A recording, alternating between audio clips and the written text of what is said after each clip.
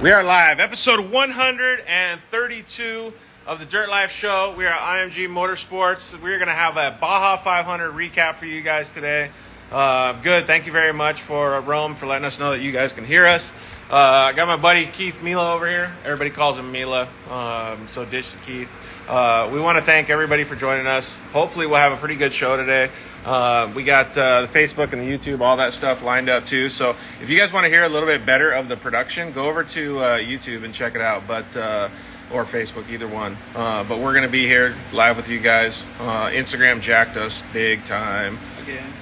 Yeah, but it's cool. We'll figure it out. We're smarter than the computer, so... all right, like I said, Baja 500 recap. So we are going to have all kinds of rad people chiming in today.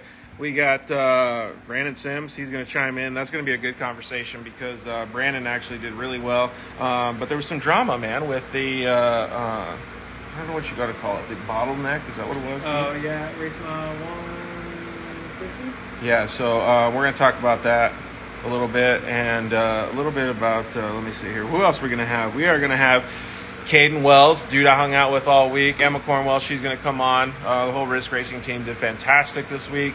On the summit. Thanks for home racing. Kayden Mack's going to come on a little bit and talk with us too. So that's going to be pretty cool to talk with him. Max Eddy's going to come on, talk with him a little bit about how they did with the whole team, Scandal Motorsports SMG team. Dude, Ethan Ebert, Joe Whining did so well in the Honda program. It was super cool to see. They were hauling butt all day. And Adrian Orellana and Manny are going to come on from Rancho Racing. They did really well, too. Dude, Adrian was flying towards the end of the race. And, dude, the champ himself, Zach Seislove in the Honda 4-seater, is going to come on with Jeff Proctor and Ryan Edwards from KMC Wheels. Going to be coming on and joining us a little bit later today. So we're going to have some fun with you guys. Let me shoot Brandon Sims a message over here real quick, and we'll get him on with Skylar. Skylar, if you're watching, join us right now, dude. And we'll get you on and start talking about some stuff. Freeze Motorsports. Sorry, man. We would love to get you on, but we won't have time today just because we have so many people. You guys can see, like I said, we're at IMG Motorsports. It's going to be a pretty awesome show for you guys today. So let me message Brandon and see if we can get him on. He told me to shoot him a reminder because he's got so much stuff going on. Let's see here. And then, it's going to be a good show, man. When was the last time you went down to the Baja 500, Mila? Last year. For the 500? Yeah, I think so. What'd you think? I love Mexico. I really do. It's just a good time. Whether you're racing or spectating. Yeah, it really is, right? Yeah, for sure. God damn, could you guys please stop texting me? I really got to concentrate on this show. Let's see here. All right, Skylar, we'll get you on here. Oh, there's Brandon. Sweet. All right, let's get the boys on here. We'll start talking a little bit. So for all you guys looking on Facebook and YouTube, you probably won't be able to see too much, but we're going to try as much as we can. What's going up, on, boys? George? I think How are I'm you still guys? recuperating from this weekend, but I'm well now. Recuperating Dude, from I all didn't the have tacos, much time to you eat mean? tacos. I think I got like 4 separate occasions where I had tacos, and that was about it. Oh, really? Dude, that's crazy. So some of the people might not be able to hear us on Facebook or YouTube, but we're going to post this up later. But for everybody that's on Facebook and YouTube that can't hear us, feel free to go over to Instagram. It's at the Dirt Life Show. Check it out. You can see Brandon Sims and, Scott bailed out. He's too busy. In a little tiny picture.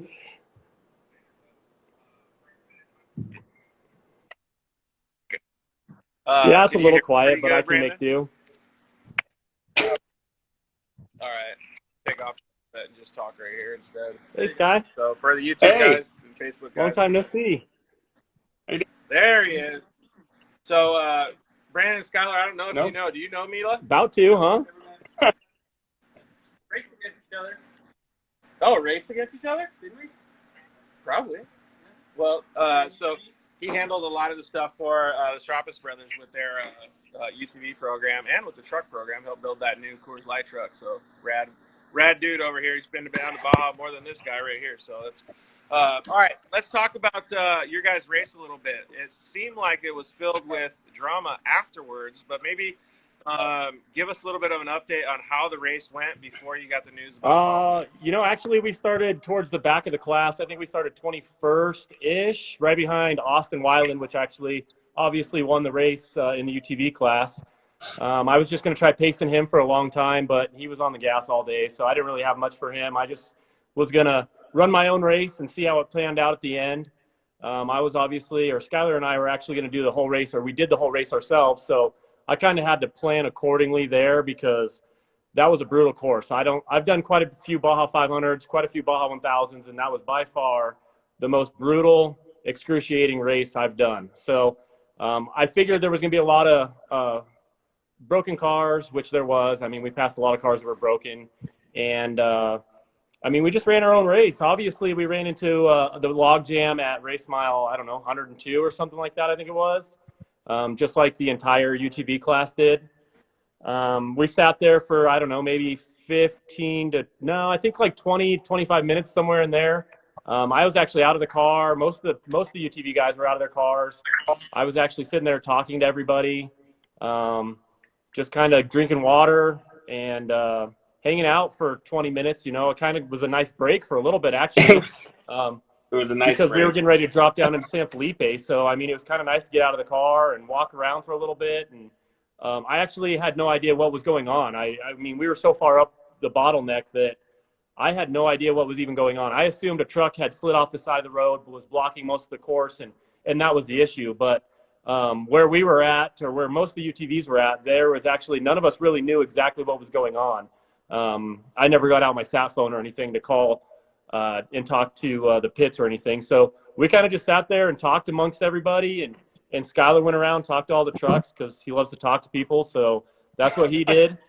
And we just, waited for the log jam to get going again. And we got back in the car and ran our race. From that point on, we actually had no issues. Never got out of the car again. Ran all the way to the finish line with a clean race. Yeah, so let's talk about that a little bit. Like, two things that I got out of that comment that you were just talking about is, first of all, the Baja course, like the way that the track was. So I got the opportunity to pre-run it with Kayden Wells and the Risk Racing team, 2 weeks ago before you guys got there. And it was gnarly, like gnarly.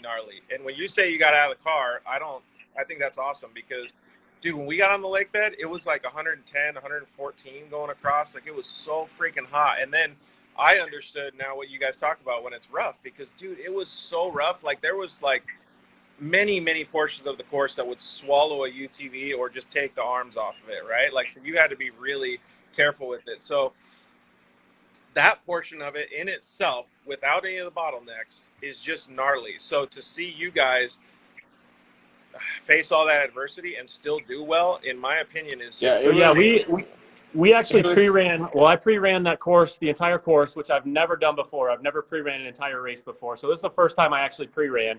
I went down Tuesday night and started pre-running Wednesday morning. We pre-ran from Ensenada to San Felipe on Wednesday, and then on Thursday morning I woke up and pre-ran from San Felipe back to Ensenada. Now, when you were talking about you did the pre-run, the course was significantly different on race day. After all the big trucks went through it, it was rough during the pre-run. It was twice as bad during the race. So everything that was round turned square, and it was extremely rough. Dude, I can only imagine then, because I thought it was nasty. And yeah, Kayden was actually saying that. He's like, dude, it's going to change. Like, race day is going to be so gnarly. So you're saying the same thing. It what was did you think, by Sky? far the roughest race we went through. By like, I'd say race mile 400, we'll go through the night, and I'm like, you know what? I don't even think I feel anything anymore. My body just turned to jello, and so I'm like, whatever. This is, it's never going to end, so might as well just enjoy it.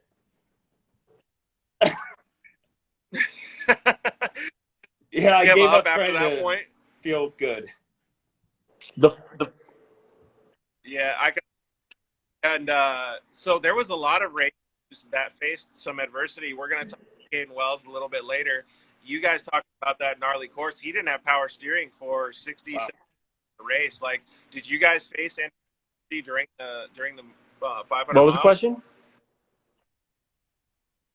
Like, did you guys face any adversity? Did you guys have any car issues? Did you guys have any issues? Honestly, the only inside, or was it adversity we pretty really came to was the race got re-racked at race mile 100, and it was a full-on assault Yep. down through San Felipe. I mean, we were battling 10 cars, 6100s, all these different vehicles. So we'd make a pass in a spot that we were quicker than like the 10 cars or the 6100s, and then 5 minutes later they would pass us back. And so, I mean, there was people passing us on both sides. The dust down there was bad. So that was the most adversity we actually had to deal with, was basically the re-rack at race mile 102 and a full-on assault to try to get to the end. I mean, there was a couple times with these trucks passing us. We don't know that they're there. They, you know, some of them, most of them were courteous enough to use the push to pass. And so I tell Brandon, we got another one coming. But then all of a sudden there'd be one next to us, and whoa! And I was like, oh! I scared the shit out of Brandon. I think Scott was a little gun shy from our last accident when we first got in the car. This was his first race back from Silver State, and I think he was a little gun shy for a minute. Yeah, I was. Why you got to be such a sissy? That 70-mile crash on my side was, was something. It was a shocker. Yeah, I bet. Hey, so I just saw Austin Whelan jumped on here. If he wants to, you guys want to have Austin? him talk with us too? We don't like him. Yeah, I'm not a big fan of that guy, actually. So, yeah, I thought it was pretty crazy that the whole race got back, like you said, right around mile 100. So, first and foremost, always safety first, right? We were so stoked to see that the driver that was having a heart attack got help and was able to get out of there and back to safety. I don't know if he flew to the U.S. or whatever, but it caused some pretty significant, I don't want to say drama, but pretty significant changes in the way that the race strategy went from then on out, right? Because like you said, it got re-racked. Everybody was in the same spot again.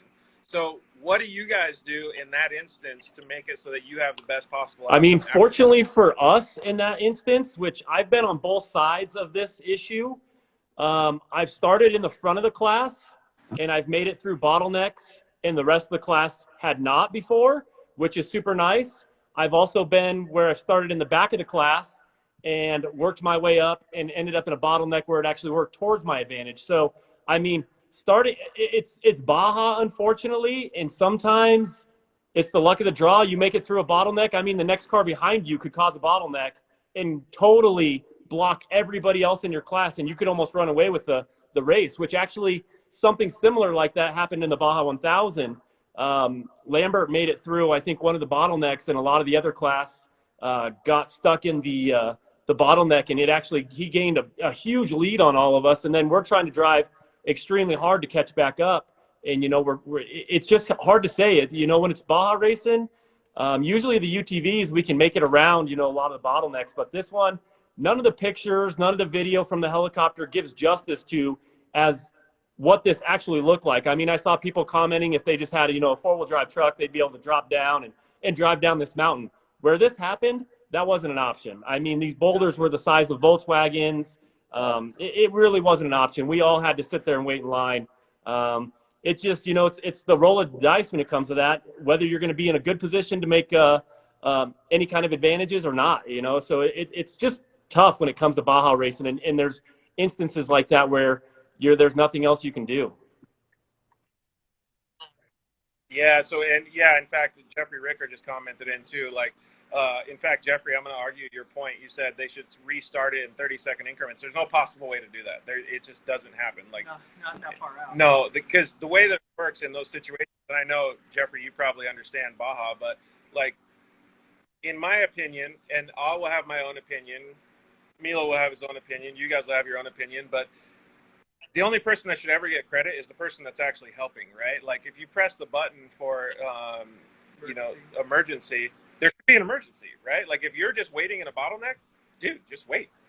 Like, you just got to wait. I mean, that's it, right? So if we're just analyzing this one situation and I'm not advocating for your guys' time back or anybody's time back. I'm Switzerland over here. I'm neutral. I would suggest that SCORE just doesn't give that credit to the people that didn't help. Like, if you didn't help and you press the button, well, sorry, you don't get your credit back. So the race just went on after that, right? Right. Yeah, definitely. It'll be interesting to see how this plays out. I mean, I've obviously been talking to SCORE all day. I've spent a lot of time trying to figure out what happened and what's going on, and I think they're working on I doubt it's a solution, but they're definitely addressing the issue that I had at this race. According to what they told me, is that they're going to give the UTV class guys time credit for everybody's going to get a time credit is what they've told me. So they said that I'm going to get a 22-minute time credit. I said, why don't we just get rid of the time credits in general and not have any time credits? And they said they would rather add or give everybody time credits. So they told me I'm going to get a 22-minute time credit, and hopefully tomorrow it reflects on the finishing sheet. So I'm kind of waiting until tomorrow to see how everything plays out. But according to them, Jose G, that's what they've told me so far today. Well, yeah. God, it's got to be so hard when you're the SCORE guys, because there's other guys on the course other than UTVs, right? So it just is what it is. Like, I don't know how I would deal with it if I was in that position. I just have my view looking from yeah, and there was a lot of other classes too that it affected as well. I mean, even we went through it yesterday driving home and going through the times, going through the times and who got the credits, you can tell that it actually affected a bunch of podium positions. And so they changed like a couple, and then they didn't change others. So once the whole bottleneck, there was like 50, 60 cars in that bottleneck. And once all of them get a time credit, it's probably going to affect more podiums than just the UTV class. That's crazy. Have you seen something like that before? Just the year it was Silver State or Vegas to Reno, they had a big old massive confusion. They had a fire, so they had to skip pit 2, and then everyone raced to pit 3, and you were supposed to start in the position that you got there. And the guys, the flaggers, they didn't get that memo, and they were just sending people. And we had talking like people. What's up, guys? Hey, there's Austin. But that time, and then one time in Mexico, right outside, right when we were going into the hills of Ensenada, there was a truck that was jackknifed.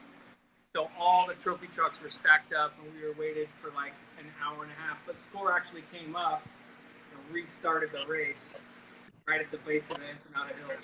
Yeah, but that's so gnarly. Yeah. Like restarting a race, like in the situation that they were in, impossible. Yeah, no, I agree with the no time credit. You're kind of if they really wanted to break it down, they could look at everyone's tracker. They could say, okay, this dude rolled up and he was there 10 minutes. And then the guys that were in the front were there 30 minutes. I mean, it's just too much, man. It's the mystique of Baja, I guess. So if you just count it as, I think Serapis was there. He, hit the emergency. A couple other guys, those guys get a credit for helping. Everyone else, they're stuck in the jam, dude. I just don't think. What if we went back to Austin? You chime in on this first. Welcome to the show, buddy. What if we just went back to just whoever gets to like how it used to be, you race from Ensenada, and whoever gets down to Cabo in the quickest amount of time, and fuck all the rules. That'd be fun. I think the biggest thing with the time credit is that, like Sims and I were talking today, that if they give him a time credit but don't give me, that switches the whole character of the race, because the race towards the end was Sims versus I, and then if he gets a 25-minute time credit, then if they don't give it to me, then he's now the winner. So we'll see what SCORE does with it. Yeah, dude, it's going to be gnarly, right? I mean, and you got to give a lot of credit to the SCORE guys listening too, right? Yeah, and I thought it was cool that Serapis and those guys that were there first, they did help the co-driver that was hurting, and it was really cool, the Coastal guys, to land and help him out and everyone else. So I think those guys definitely deserve a time credit, because as you can see on that video today, you could have got around that truck, but they stopped and got out of their heart to take care of that guy, because that was the most important thing. So all of us, we were a good 400, 500 yards up the hill from where the actual incident was. And so we were all out of our cars, sitting there just chatting.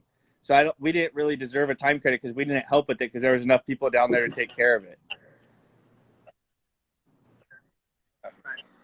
So yeah, just hearing that, first of all, gives me chills because I can't thank the dudes enough for going and helping that other driver. Like that means the world to me, like just as a moral human being, right? Like that's so cool. All right, well, so let's get back to the racing because like I feel like that's what all of us want to talk about, right? First of all, congratulations, Austin, for winning. You and Brandon were battling so hard. So maybe you guys can go back and forth and give us a little bit of the inside scoop on each one of your races so we can understand how you guys At the start of the race, Brandon and I were talking when we were lining up, and he's all, my plan today is to stick on your bumper all the way through, then pass you at the end and win it.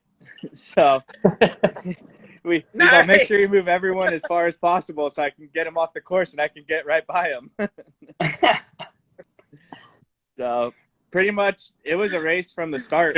I pushed pretty hard at the start. When we got to mile 102 at the bottleneck, I think I was sitting fourth physically, right behind Wes Miller, Garcia, and then Cognito. I don't know where Brandon was, but we pushed hard from there, and then we got down in San Felipe, and it was the wildest thing I've ever driven through because it was bumper to bumper all the way down the rest of the summit, and then once we got down to San Felipe, it was just a flood of cars, and I doored a 10 car. I hit the rear fender of Herp's truck, and then the lake bed, you couldn't even see your front bumper in the lake bed. So it was wild, and it was fun. Brandon, like Skylar, like I feel like that is like the worst case scenario to have all the right like in the same spot after the summit. Like that couldn't be any worse. That was definitely the worst. We got stuck in a second bottleneck right after that first one. So we were really with Austin at that point because there was a lot of cars that got ahead of us. There was another truck in front of us that got stuck on the hill also in front of us. So then we were in another pile up for a few minutes. It wasn't nearly as long as the first one. Dude, that's crazy. I mean, Brandon, like, how do you know like that? Okay, we're going to start getting clean air. Like, it just changes. What was the question? Right? Like, it just changes your whole strategy, right? Like, you have to, like... Yeah, definitely. I would have been perfectly happy if the bottleneck never happened, to be honest. It definitely would have just played out a lot better. Like I said, re-racking everybody at race mile 100 right there before San Felipe where it got extremely dusty. Fortunately, San Felipe had quite a few lines, but it was extremely dusty. It was way more silty than it was when we pre-ran. So, I mean... that was like worst case scenario. I mean, it was kind of wild. Like I said, the one good thing was I got out of the car, got to relax a little bit and walk around, stretch. I guess I forgot to eat. Austin was telling me he sat there and ate a sandwich. I was like, that's pretty cool. I had leftover breakfast in my door bag. I had to eat some breakfast claws, drink some water, had a Cliff Bar. It was a nice little break. Yes. And then I forgot to eat. I was just enjoying talking to everybody, being out of the car. I forgot to drink water. So, I mean, besides getting out of the car and stretching, that was the only advantage I had. I saw other people walking around with sandwiches. I was pretty bummed. I asked some guy to share a sandwich with me. Yeah, man.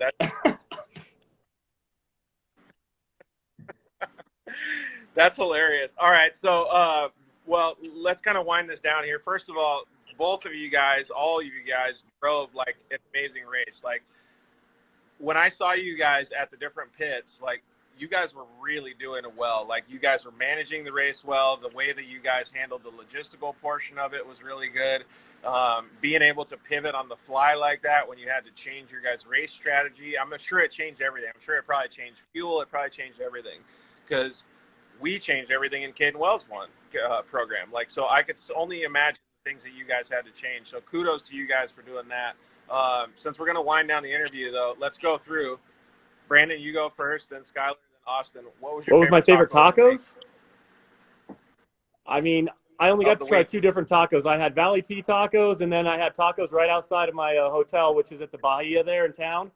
So I'm going to have to be honest. I'm going to say the ones outside the Baja. I wasn't really happy with the Valley Tea ones this year. Oh, I dude! do like Valley T one. Big Valley T guy over here with Mila, dude. Because we're so The tired. pre I did stop there during pre-running. It was You good. think? Actually, never mind. I take that back. Nope, they lost. They lost, actually. It was definitely the tacos anywhere but there. And I'm usually a big Valley T fan, too. Oh, that's horrible. So, Dude, I was kind of bummed on Valley T too because we went like about 8 times and every time they were closed. They told me the dude isn't Same open for until me. like 3:30 in the afternoon. Yeah. dang, well, you guys got a pre-run later. Yeah, way to wake up early, right? And try to get it done. Skylar, I only ate at one taco shop across from Baja this time, so. Yeah, Skylar didn't pre-run with me. I had one of my other buddies pre-run with me. Skylar just showed up and raced. Yeah, I did the work. Oh, dude. So he just VIP'd Yeah, he the just whole showed up in week? his private jet and hopped in the race car. That's the way to do it. All right. Austin, what I'd was your say favorite I had tacos, the homie? queso taco at El Trailero and got it with adobada, and that was by far the best one of the week. That one sounds pretty bomb. Yeah, I kind of want to go Yeah, back that's down there good. just for that right now. That's a good one. Those are good. Just have a lunch plan and go down to Valley T. It's not and hang that out. far. Yeah. All right. Okay, so we're just trying to wind it down. Maybe throw a shout out or just tell us the last final thing that you want to talk about. Man, also I'm hoping to debut that at maybe Vegas or Reno. I don't know. We'll see how everything shakes up. Maybe I'll take a couple days off this summer. Enjoy life a little bit. It's been pretty wild. But yeah, I've got a busy next couple months coming up, and we're going to be at Vegas, Reno next. Yeah. Dude, sweet. So we'll see you in Reno for sure. Oh, All no. right, Skylar, Yeah. your turn, buddy. Let's go. Dude. Well, I'm happy out of everybody that Austin beat us. If it had somebody, so I was pretty jealous of you drinking beer at race mile, 300 or something. 320. But that's all right. It was a rough race, and I think we finished strong, so happy for it. I made sure I put my shorts on before you guys came by so you could see the lead we had. Yeah, that was pretty cool. I really thoroughly enjoyed watching you do that. Oh, that's hilarious. Is that like a big flex, like That would be a huge flex, yeah, dude. to like change into your like street clothes before they get there? That would have been a good one. Dude. All right, Brandon. So that's the big flex next time. Next time you win at the next race, you'd have swim trunks and flip flops just ready. I'll bring a 5-gallon bucket and climb in it, full of water with my swimming trunks on. Or, dude, you know what you could do is you could fake it too and have somebody give you a half-eaten taco. You're like, yeah, dude, I've been chilling. I'm gonna have to floor it then to stay in front of Austin. He's fast. All right, Austin, throw a shout out. Real That quick. was it was a fun race. I remember all day long I kept trying to shake Brandon, and my dad kept getting on the sat radio being, he's still there, he's still there. And so it was fun battling with him all day. It's always fun battling with them. And I was happy to get the win. It's our first 500 win in our second try. So I was stoked on that and looking forward to the rest of the season to see what it brings. Yeah, totally. All right. Well, like I said before, like on a serious note, you guys, all three of you guys here, and obviously your co-driver, Austin, everybody with you guys. You guys did a fantastic job. That race was not easy. It was really, really difficult. The track was difficult. All of the things that you guys lapped to make it, you guys had even more during the race. Just makes me that much prouder of you guys for coming home first and second or first and third, however the score thing does. But congratulations. Thanks for having us. Thank you. No problem. All right. We'll see you boys later. Back to it. Man, dude, those challenges, like just thinking about it, those challenges are so gnarly. Yeah, the mental game that goes along with it. Once you have that, then you have to go into the mental game. Okay, so now what are we going to do? And then you have to adjust on the fly. That's the hardest part. Yeah, like what is like a good way to put it, like pivoting on the fly? Yeah. All right, so we're going to get Emma Cornwell and Kayden Wells on here in just a second. So if you guys are watching, try to join the feed, or I can also send you guys a request too. So I don't know how to get this other one off of here. Is that Austin? No, Brandon or Skylar's got to log out. There we go. Okay, so yeah, Kayden and Emma, try to join the feed now so we can get you guys hanging out. Yeah, it was hot too. I mean, geez, that's the whole fourth element to this whole thing, the heat.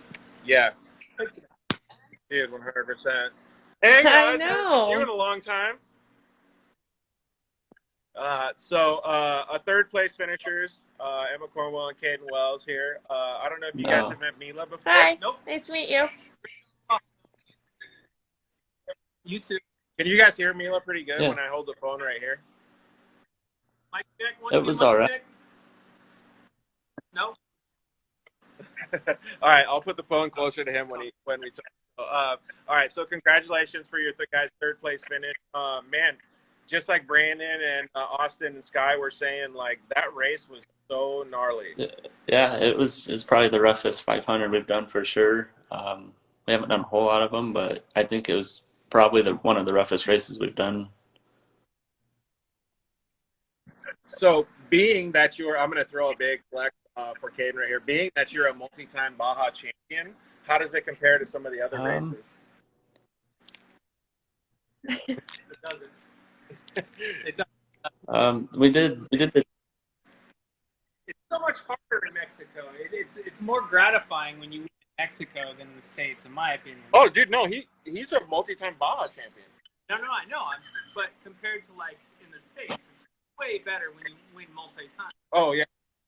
But how did this one compare to the other races that you've won in Mexico, or some of the other races that you've had in Mexico? this one was for sure like the most challenging probably we've had during the Mexico race, but we had our few issues, but other than that, the car held together good, and I mean, I don't think we had any actual mess ups on the course, just our car falling apart a little bit. All right, so Emma, let's talk about that a little bit. Let's talk about, and then we'll get Kayden back to talk about what issues you guys have with the car. So when you go into the race, Emma, like this, you obviously have a strategy, and you get thrown like different ways. You had a bottleneck. The course was a lot gnarlier than when you pre-ran. Maybe the race car has issues, which we'll talk about later. Like, how do you guys handle that in the car Well, together? like you said from pre-running, like we have all these notes and stuff, and then hearing the people before talk about like that second little pile up after the bottleneck, like totally brought back memories because we hit the bottleneck and I was like, oh man, like there it is. And then the second one's like, oh, come on. And really we just stuck to our notes, and like in the beginning, one guy was on our line, like the little area we wanted to be down this trail, and it kind of caused us a problem, but like you kind of just adjust, and I totally trust him driving, so I'll just keep talking about what's next, and he handles like what we're doing at that moment, really. That's a good dynamic. Very much so. Like between the co-driver and the driver. So Emma's the co-driver. She does a fantastic job, and Kayden obviously does a good job wheeling it. But if you were in that position, you would handle it the same way? Yeah, 100%. So, all right, Kayden. So what were the things that happened in the race that you were able to overcome? Maybe car issues or inside the car? The first issue we had, I don't know if my knee or what happened. We got kind of a little tipped over almost, and I think my knee hit the fuel pump switch and kind of busted it on the dash.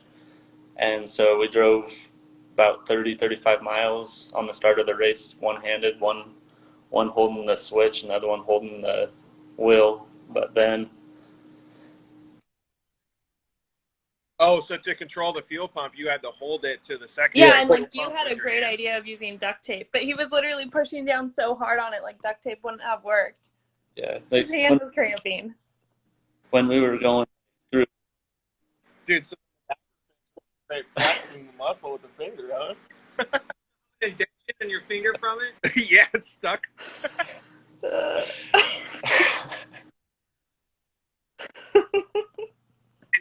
no, You hear what Keith said? right. said, did you still have an indention on your finger? I from was holding the like, switch I down? slid my hand like next to the edge of the dash and like wedged a couple fingers in like between the dash and the door panel, and then like 2 fingers on a switch above it to like stabilize, and the other finger because it wasn't like it just needed held over. Like if I moved it up too much, it wouldn't work, or if I moved it down too much, it wouldn't work either. It had to be like right centered. And that like first 70 miles Dude, so was you so probably had rough. to crank on that thing, huh? Well, Yeah.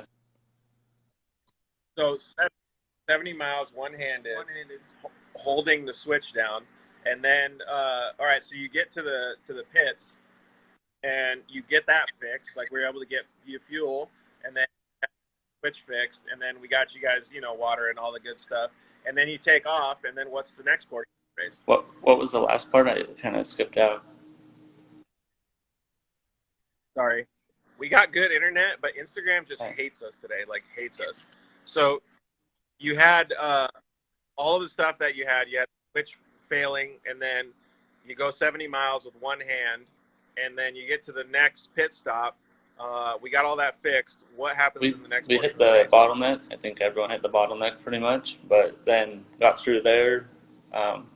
Ended up getting the bottleneck helped us for catching back up after our switch issue, and then ended up getting back in the lead.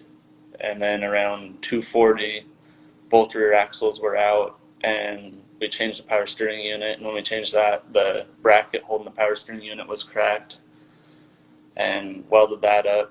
And then we ended up going up mics, and still wasn't a fix for the issue. Might be the ECU, I'm not sure, but ended up turning the power steering off and just kept going to the finish. He makes it sound so easy. Like you make it sound like really nothing went on there. Like Emma, you can probably agree with me on this one. Driving any car on the street, let alone Baja, with no power steering. Yeah, is at difficult. the end, we're like driving on the highway after timing into like the ceremonial finish. And he's like, feel the steering wheel. And I go to turn the corner and I'm like, oh my gosh, like literally reaching over to do two-handed pulling it over. And I'm like, you've been fighting this for the past 200 miles? He's like, yeah. I'm like, what? Dude, like Godzilla arms just to be able to steering wheel, let alone race 3/4 of a Baja 500. And like honestly, like I wouldn't like there was times where I completely even forgot that we didn't have power steering. Like it wasn't noticeable. And then I'd be like, oh my God, his arms must be dying. And then I don't know. It was pretty incredible. How do your arms They're feel today? A little bit more sore probably today than yesterday, but now I can feel it like in my shoulders and everything. Like pretty much from my shoulder to my fingertips were sore yesterday pretty bad, but now it's more in like my shoulder. Have you ever had any issues like that? Like, Yeah, only trophy truck. So those poor guys that drive the trophy truck with no power steering, it's pretty difficult. so kudos to Kayden. Very much so. All right, so all of that being said, congratulations on doing so well in the race. There was some mix-ups in the timing and things like that we obviously talked about Brandon and Skylar and Austin with, but those are all going to get worked out by score. But you guys did really, really well. I mean, facing all that adversity, you guys were what? I don't know. Let's just estimate it 40 to 50 minutes down with the different issues that you guys had, and you guys still were able to pull off a solid finish. Yeah, I don't know. It's a long race, so anything can happen. And then after the issues, I mean, they kind of get you fired up a little bit and pushing harder to catch up. And either You can do it one or two ways. You can either get all upset and start freaking out, or you just like buckle down and be like, hey, dude, we're in survival mode. Let's keep pushing. Yeah, And it sounds for like sure. that's what you did. You really did. Emma, you got it. Like, Kayden is so humble about all this stuff. Like, I love you so much, dude, but like, seriously, you guys did great. Like, you guys did fantastic. So, Emma, like, how did you feel about it when you guys crossed the finish? Oh, I was stoked. And like looking back now, like what, a day or two later, talking about it, I'm like, that was so fun. Like I can't wait to go back. But in the moment, you're kind of afraid. Like is this going to get fixed? What's going to happen? Like, is the race over? You know, you're kind of worried. But then we get back in the car and get going. Kayden's like, how are you doing? I'm like, I'm ready to go. Like, it's exciting, you know? And now even thinking about it now, it's exciting. But at the finish, definitely was like, oh, thank goodness. Like, we made it. And when we were moving so fast. It was fun. Like, there was no question. And then when you stop, it's like, oh, geez. Yeah, totally. So, Kayden, like, when you're going through that portion of the race, like at the end, are you just thinking about getting tacos? Because I have something else to follow up with. I wasn't really thinking about getting tacos until, like, I didn't think anywhere would be open after the race, but the original taco or whatever was open, so had to pull in there.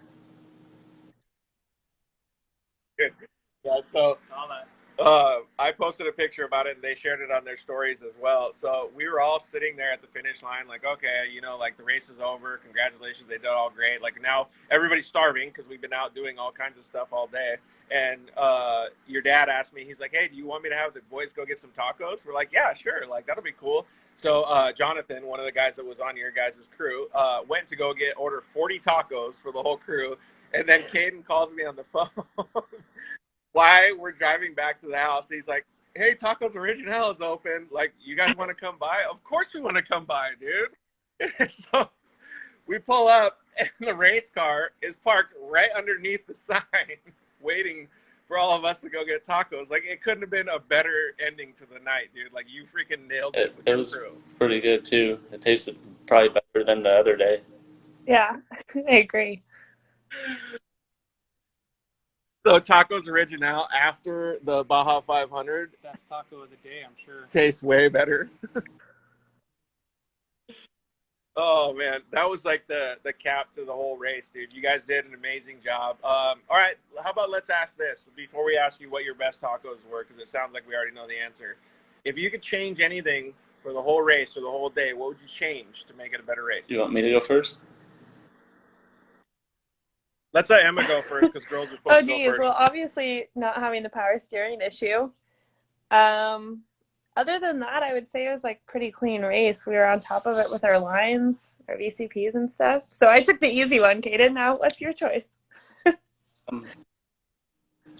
Probably we about switching the ECU over. We have a spare ECU, and we didn't end up doing that. It was probably my choice on that. I was trying to get back out on the track, and I don't know. I'm gonna try it out probably tomorrow and see if the ECU makes the steering go back to regular, and that'll be a bummer if it was. So, spoken like a true racer, everybody like has to diagnose the situation after. Like, is that what you do on the way home? You figure out what you could do better with the vehicle? Always. And then you think about, while you're sleeping, you wake up, oh, maybe I'll try this. Maybe I'll do this. Always thinking ahead. Well, I think you guys did a fantastic job. You guys really executed a good race. I couldn't believe the fact that, well, in my opinion, I've never raced a Baja race before, but in my opinion, having that, you guys started what, like let's just say 30th or 40th in the UTVs, and by the time we saw you at mile close to 200, you guys were up in the top 10 in the entire UTV field in the NA car. I was very, very impressed by your guys. I think the bottleneck helped with that one, but This is him being humble again. Again, being with the humble stuff. All right, we got to get, let's see, Kayden Mack, I think, is coming up next. So we're going to get Kayden McCackern on. But, dude, you guys did a fantastic job. Thank you very much to your whole team and everybody, your full family, for inviting me along with the journey. It was awesome to be able to hang out with you guys all weekend. Seriously. All right, well, See you thank you later. guys. We'll see you guys later. Man, the humbleness and the racing effort that everybody puts in, it's so cool to see how they all do it differently. Very differently, yeah. Yeah, he's pretty mellow. Dude, he is. So, Kayden McCackern, if you're on, let me shoot you a invite here real quick. We'll get you going and talk about how your guys' race went, man.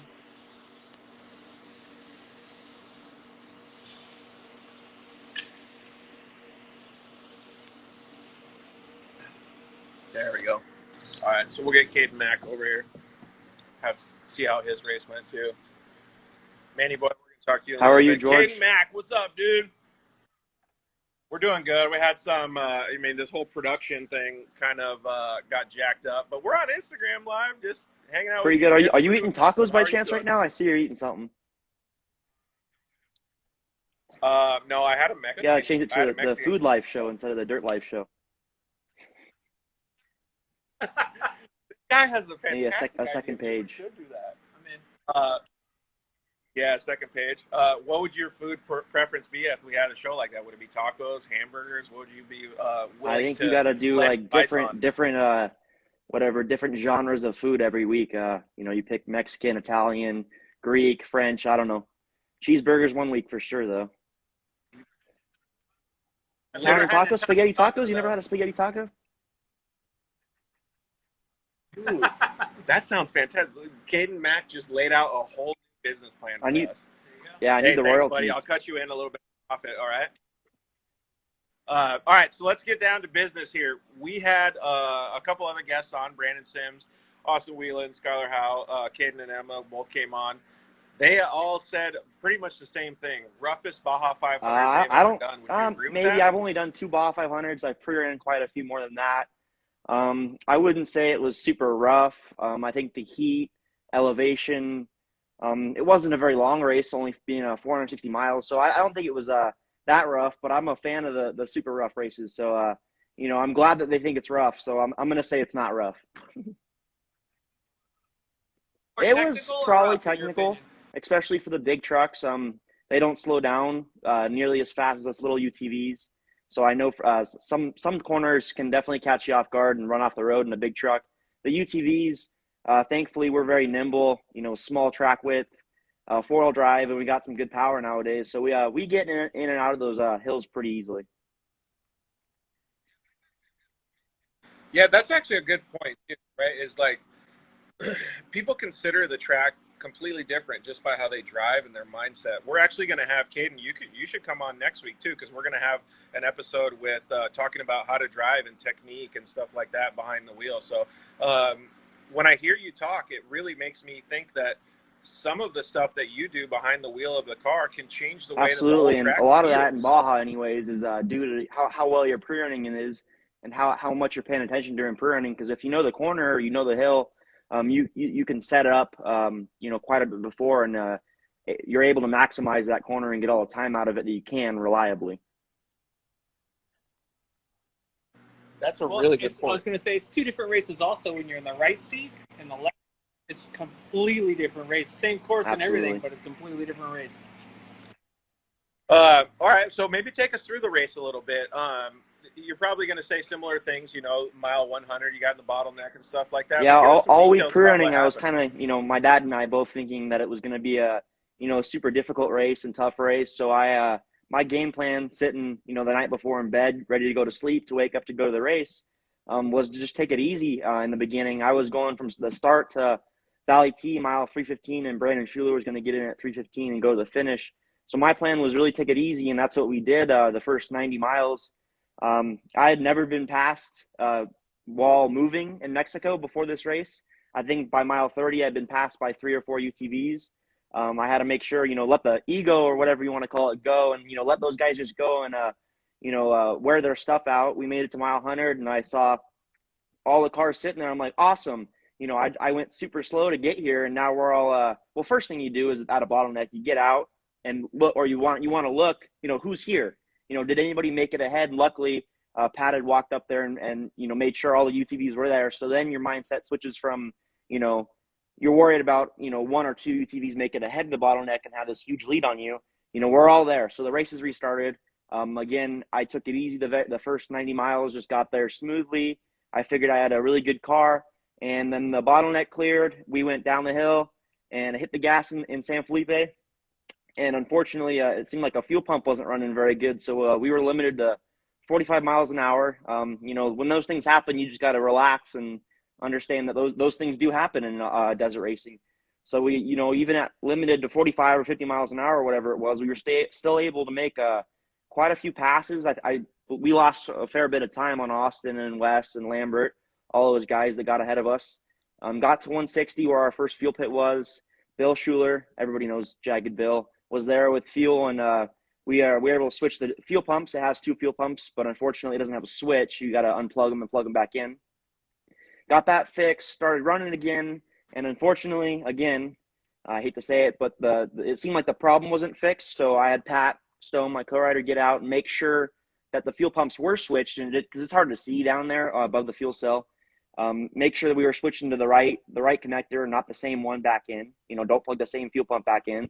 Switch to the other one, went another 5 miles or so, and all of a sudden it lit up and it had full power again. So that was maybe 1 mile 180, and from there I knew we had, those Weiland and Sims and Lambert. Those guys are, 15 to 20 minutes ahead of us. I knew we had to make it to time if we wanted a good finish. So we put the hammer down. I had some good lines there in San Felipe. We were able to make up, quite a bit of time, maybe 7 to 8 minutes from 160 to when I got out 315.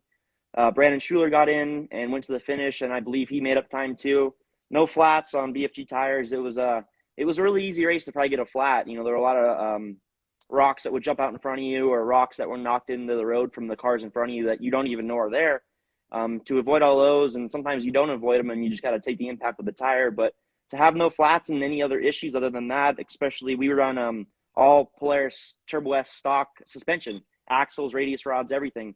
So that stuff's very proven in Baja. We've done with Jagged X team, we've done that for the last year and a half, and we've had some very good results running stock components, which a lot of people on different manufacturers definitely cannot say. Yeah, and you program too. I know that. That's pretty cool that you guys have that ability to keep that stock equipment alive. So during the race, like when it becomes a rough race, such a race that you have to pivot so many times. I'm going to keep using that word, I guess, today, because there's so many changes, right? The bottleneck changes. Now you have these little issues with the vehicle that you have to change. What is going through your head? Because I've watched you physically on course, and you're making up time, and then you kind of fell back, and then you're making up time, and you kind of like, what's going through your head to make it so that you have the best race and you handle to me, this race I really focused on staying centered, behind the steering wheel, and just very level-headed. Don't get excited. Don't get too down on yourself. Because especially in that UTV class, there's a lot of opportunity to make up time, lose time. I come from trophy truck racing, where if you get a flat tire, you're probably not winning, or you're not. It'll be difficult to win. So to understand that and don't get ahead of yourself was very important. I believe we did that very well. Even taking notes from the team owner, Brandon Schuler. He's started UTV racing in 2007. Has won a lot of races, and he drives very level-headed. Doesn't get ahead of himself. And same with my dad, Rob. He's never really the fastest in the first 100 miles, but he's always there at the end. Trying to take notes on those guys and make myself a better racer. Yeah, what do you think about that, Mila? You always forget about the past. Just keep moving forward. Keep moving forward. Like he said, he's got a problem. He's thinking, okay, I'm just going to switch the fuel pumps. I'm just going to keep charging. Oh, it cleared up. Now I can make up some time. And you just forget about the bad stuff and keep moving. Have you ever heard that? Like they say that in dirt bike racing too. You never forget about the last corner. You forget about or you think about the next corner. Don't look in the head. Always, it's kind of a very good saying in life, just to keep moving forward. And that was what we did, and it seemed to lead us to a pretty good result. Yeah, totally. What were some of the things that happened during the race that maybe some of the people that, like myself or any of the audience? To me, it was honestly a pretty simple, boring race, and that's what we wish for as racers: is boring races. After the bottleneck got cleared up, we got to San Felipe. Unfortunately, I had those fuel pump issues and wasn't able to make up a ton of positions, so that took some of the excitement out of it. But other than that, I remember getting in the chase truck, and my most exciting part of the race was probably getting in the chase truck. And Bill told me my dad won the race, which I was shocked. I don't want to say that in a mean way, but nowadays with all the big budget teams, it's definitely not it's definitely not easy to win those races. So to learn that he did that was pretty shocking and amazing to me. Yeah, so both of us learned that. Like, I was, I mean, I guess you could say, like, I was shocked too, because we saw, like, we couldn't catch up to any trophy guys. Everybody's so fast, right? But, like, during that first portion of the race at Ojos, like, we saw the guys come through, and there was 2 4-wheel drive trucks out front, and I saw your dad, and I was like, yeah, man, he's doing good. Like, I'm always cheering your dad and you on, right? But when I heard that, I was like, no freaking way. And I literally, when I was standing there next to the chase truck, I started screaming. I did the same thing, and everybody thought I was probably crazy, but that's what my mind told me to do, and I did it, and it felt good. Exactly. Like I had some people look like, oh, something's going on. Like, what's wrong? And I was just so pumped, man. So it was cool. So please tell your dad congratulations. That was awesome for him. But let's get back to your race. So Brandon got in the car. And we were, I believe, fourth or fifth on the road when Brandon got in. I know we got passed in the pit by Mark Burnett. And I knew from pre-running, I pre-run the whole course with my dad, obviously, that last 120 miles was not like any other Baja race, 120 miles. It was a very, very, very gnarly 120 miles, and I was super happy that we made the driver change what we did, because it was probably a huge advantage having a fresh mind and not tired eyes through that last, especially at night, going up and down those mountains and the hills, and rain that's a European is super difficult. So yeah, he did awesome. I'm very happy to race with him. He's a great partner to race with. Do you think you guys are going to be doing some more Absolutely. Baja I believe our plan is to race the Baja 400 in September, and again the 1,000 in November, and of course the whole year leads up to the Baja 1,000. Everybody says that, so we're really eyeing that one to win.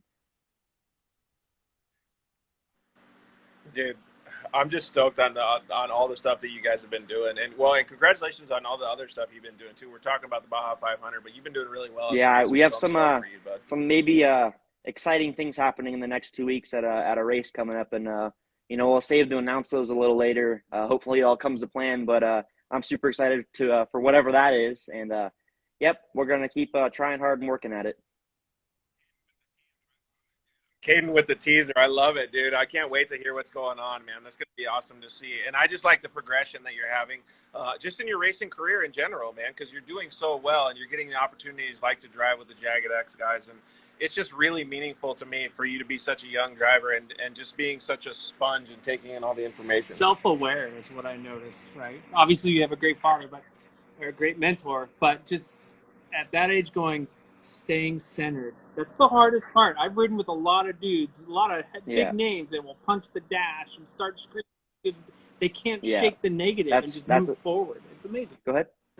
So talk a little bit more about that then. So what do you mean when you say centered? Like, let's just use this as a little education for some of the young racers out there. Staying centered to me would mean, don't get ahead of yourself. Drive in the moment. Drive what you can see. Don't think of what was behind you. Don't think about what was in front of you, because it all can change in an instant. If you stay, centered in your mind, you remember things better, you think about things better, you think about things thorough, and you don't make spur of the moment decisions, which are normally, especially in a race car, it's so hectic all the time that you make the wrong decisions when you make hectic ones. So it's really important not to do those things and keep moving forward. Dude, wise words. It's like when you're going and you're leading and you're like, I'm gonna win this, and then all of a sudden, dude, something happens because you're not centered. Yeah, so stay in that. Well, thank you very much for sharing that advice to the younger racers and the people that are watching the show, dude. We appreciate it. All right, so final question, man. What were the best tacos that you guys had? So I knew you were gonna ask me that question, and I think I found a new little taco spot somewhere in a rural area of between Ensenada and San Felipe, and I might have to keep it secret so it doesn't get too blown up. I can maybe DM you personally, but I don't want it to get too blown up. Maybe it might be in Valley T somewhere, not all the way down to the taco spot everybody knows, and it's in Valley T on the left before the taco shop. So if you can find it, go get some. They even have like shredded chicken tacos there, and they're very good too. I know some people, even my dad was nervous about eating the chicken tacos, but they looked fine. They tasted amazing. Dude, big shredded chicken guy right here too. So, well, thank you very much for coming on and hanging out, dude. Always a pleasure to talk with you and your dad, consummate professional. So, I'm really proud of you for all the stuff that you guys did at this race, obviously, and the stuff that you're doing. I want to, I want to thank the Jagged X team. It's not very easy to have such a powerhouse team like they did, and in the beginning of 2021, invite me, who was a kid with a name, to come drive their car, and it can go bad very quick. We've seen it with other forms of racing when the up and coming, even motocross, the up and coming kid, gets to the pro ranks and doesn't do very well. So I've been really focusing on trying to do good for all of them. They had this race, I believe maybe 8 to 10 guys who all sacrificed their time to come down to Baja and pit and help chase us. Polaris Razor sends an engineer from, I believe, Minnesota or somewhere. His name's Jake. I'm pretty sure Minnesota, to come down there and help us. So that's also awesome. Yeah, Polaris Razor, that car is amazing. Again, the bottlenecks, there's very few of those we get to that we can't just drive around. Last year's 500, there was quite a few in the silt that it wasn't even an issue for us, and all the 10 cars in the 6100s were stuck. BF Goodrich Tires won the overall of the race, won my class. Unfortunately, we couldn't win Pro Turbo, but in the end, Austin Weiland, he's a great driver, and he drives really fast, and he's going to be really hard to beat the rest of the year. He's on BFG tires. We had no flats. Fox, that course was rough. I don't believe it was the roughest course I've ever seen, but it handled it great. But yeah, really, the Jagged X team, they're amazing people. If you haven't got to hang out with them, really a lot of people probably have got to hang out with them and get the experience, especially them in Baja. They're a really fun group of people to be around. Very excited to race, and yeah. One of the things that I just understood, Mila, is that he's a sponge right now. All the opportunities getting, he just learned. I just like how humble he is. Like he said, it's so easy to take that name and go, but no, he's just chill and humble, and he's doing his own driving, thing. Yeah. Just do his thing, dude. I like that. Let it speak for himself. Well, you're kicking ass, dude. We really appreciate you coming on the show and hanging out with us. What's next for Kayden, other than this reveal that we got? Of course, there's work races going on. The Baja 400, work, unfortunately, the day job or the night job it is right now. Got to go to work in about 2 hours, which sucks, but I'll do anyway. Just keep what you guys are saying about being a sponge. Obviously, it's done good for me, and that's important to me. I try to, I don't know the phrase, I guess I can word it in my head, is I try to talk with open ears, or walk into a room with very open ears and listen to what they say and how they say it. Luckily I'm around my dad a lot. With that, I'm around the McMillans, a lot of other people that are very successful in our sport. I got to shake hands with Ivan Stewart this weekend. I had my dad introduce me to him. I thought that was pretty awesome. I wasn't even really alive when he was dominating, but I've seen the videos, and I watch those events on YouTube all the time, and he's a true legend of our sport. And of course, just trying to listen to everybody. Yeah, dude, totally. I love that you're doing that, man, because that's going to make you such a better driver in the future. So keep up the good work, man. Tell your dad congratulations, and clearly, dude, we'd like to see you back. Hopefully next time I'm on the show, it's because we won something and not a podium. But we're working really hard to get there, and I believe we have all the objects in place to do it. We just gotta find our day, and fortunately the 500 wasn't quite our day almost, but it will be soon. I'm confident in it. Dude, Baja is so gnarly. Absolutely. You take it when you can get it, right? All right. Congratulations, dude. Again, please tell your dad congratulations. Thank you. Will do. Too. See you, Say George. Hi to everybody.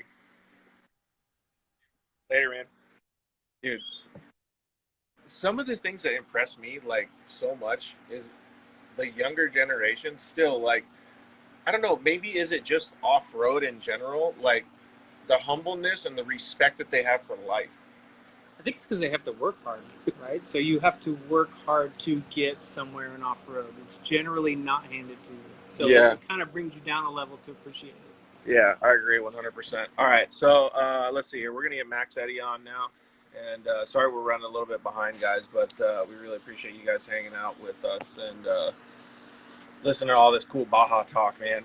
Now you guys know all the good places to get tacos, too, I've right? actually eaten at that place that he was talking about. It's pretty good. good. Really? Mm-hmm. All right, well, we don't know exactly where it is, do we? I do. Oh, okay. So you were the sponge listening to what he said, and I forgot. Well, as soon as he described it, I kind of knew where it was at. Yeah, exactly. Cascade Motorsports, what's up, guys? Still some of the most solid guys out there racing, too. So we'll see if Max can jump on here with us, too. Max suicide drive home right after the race. Dude, that's crazy. He got he out didn't of the even car, take off his put it on gear. the trailer, and went home. Yeah, exactly. He didn't even take off his gear, dude. If we can't get Max on, we're going to move on to, let's see here. Ethan Ebert and Joe Winey are going to come on and hang out with us. Fantastic drive by the young Ethan Ebert. It was his first time down Baja, too. I remember my first time. It was a good time. It was? Was it gnarly? Like you're scared? No, I went or down as a spectator. Oh, did you? What was your first time racing though? Oh, jeez. Do you remember it? Like, were you scared? No, nervous. I think the first time I raced Baja, not in the States, was with Tisco. Oh, really? Yeah. That's Because cool. we always raced in the States, and then Tisco was the first team I raced with. I raced in Mexico. Edward 8, I'm not going to be the one that answers the question on any news on the Terribles incident. I think everybody's trying to make sure that they do as well as possible, get healed up, all that stuff. So, but if you guys want to say anything, you guys are more than welcome to mention it in the comments and stuff right now. But I don't want to be the one that gives information or bad information out. So, all right. Yeah. And plus, it's human lives right here. So we're talking about. So I'd like to respect all of them as well. Let's see here. All right, let me see if we can get Ethan Ebert and Joe Whining on here real quick.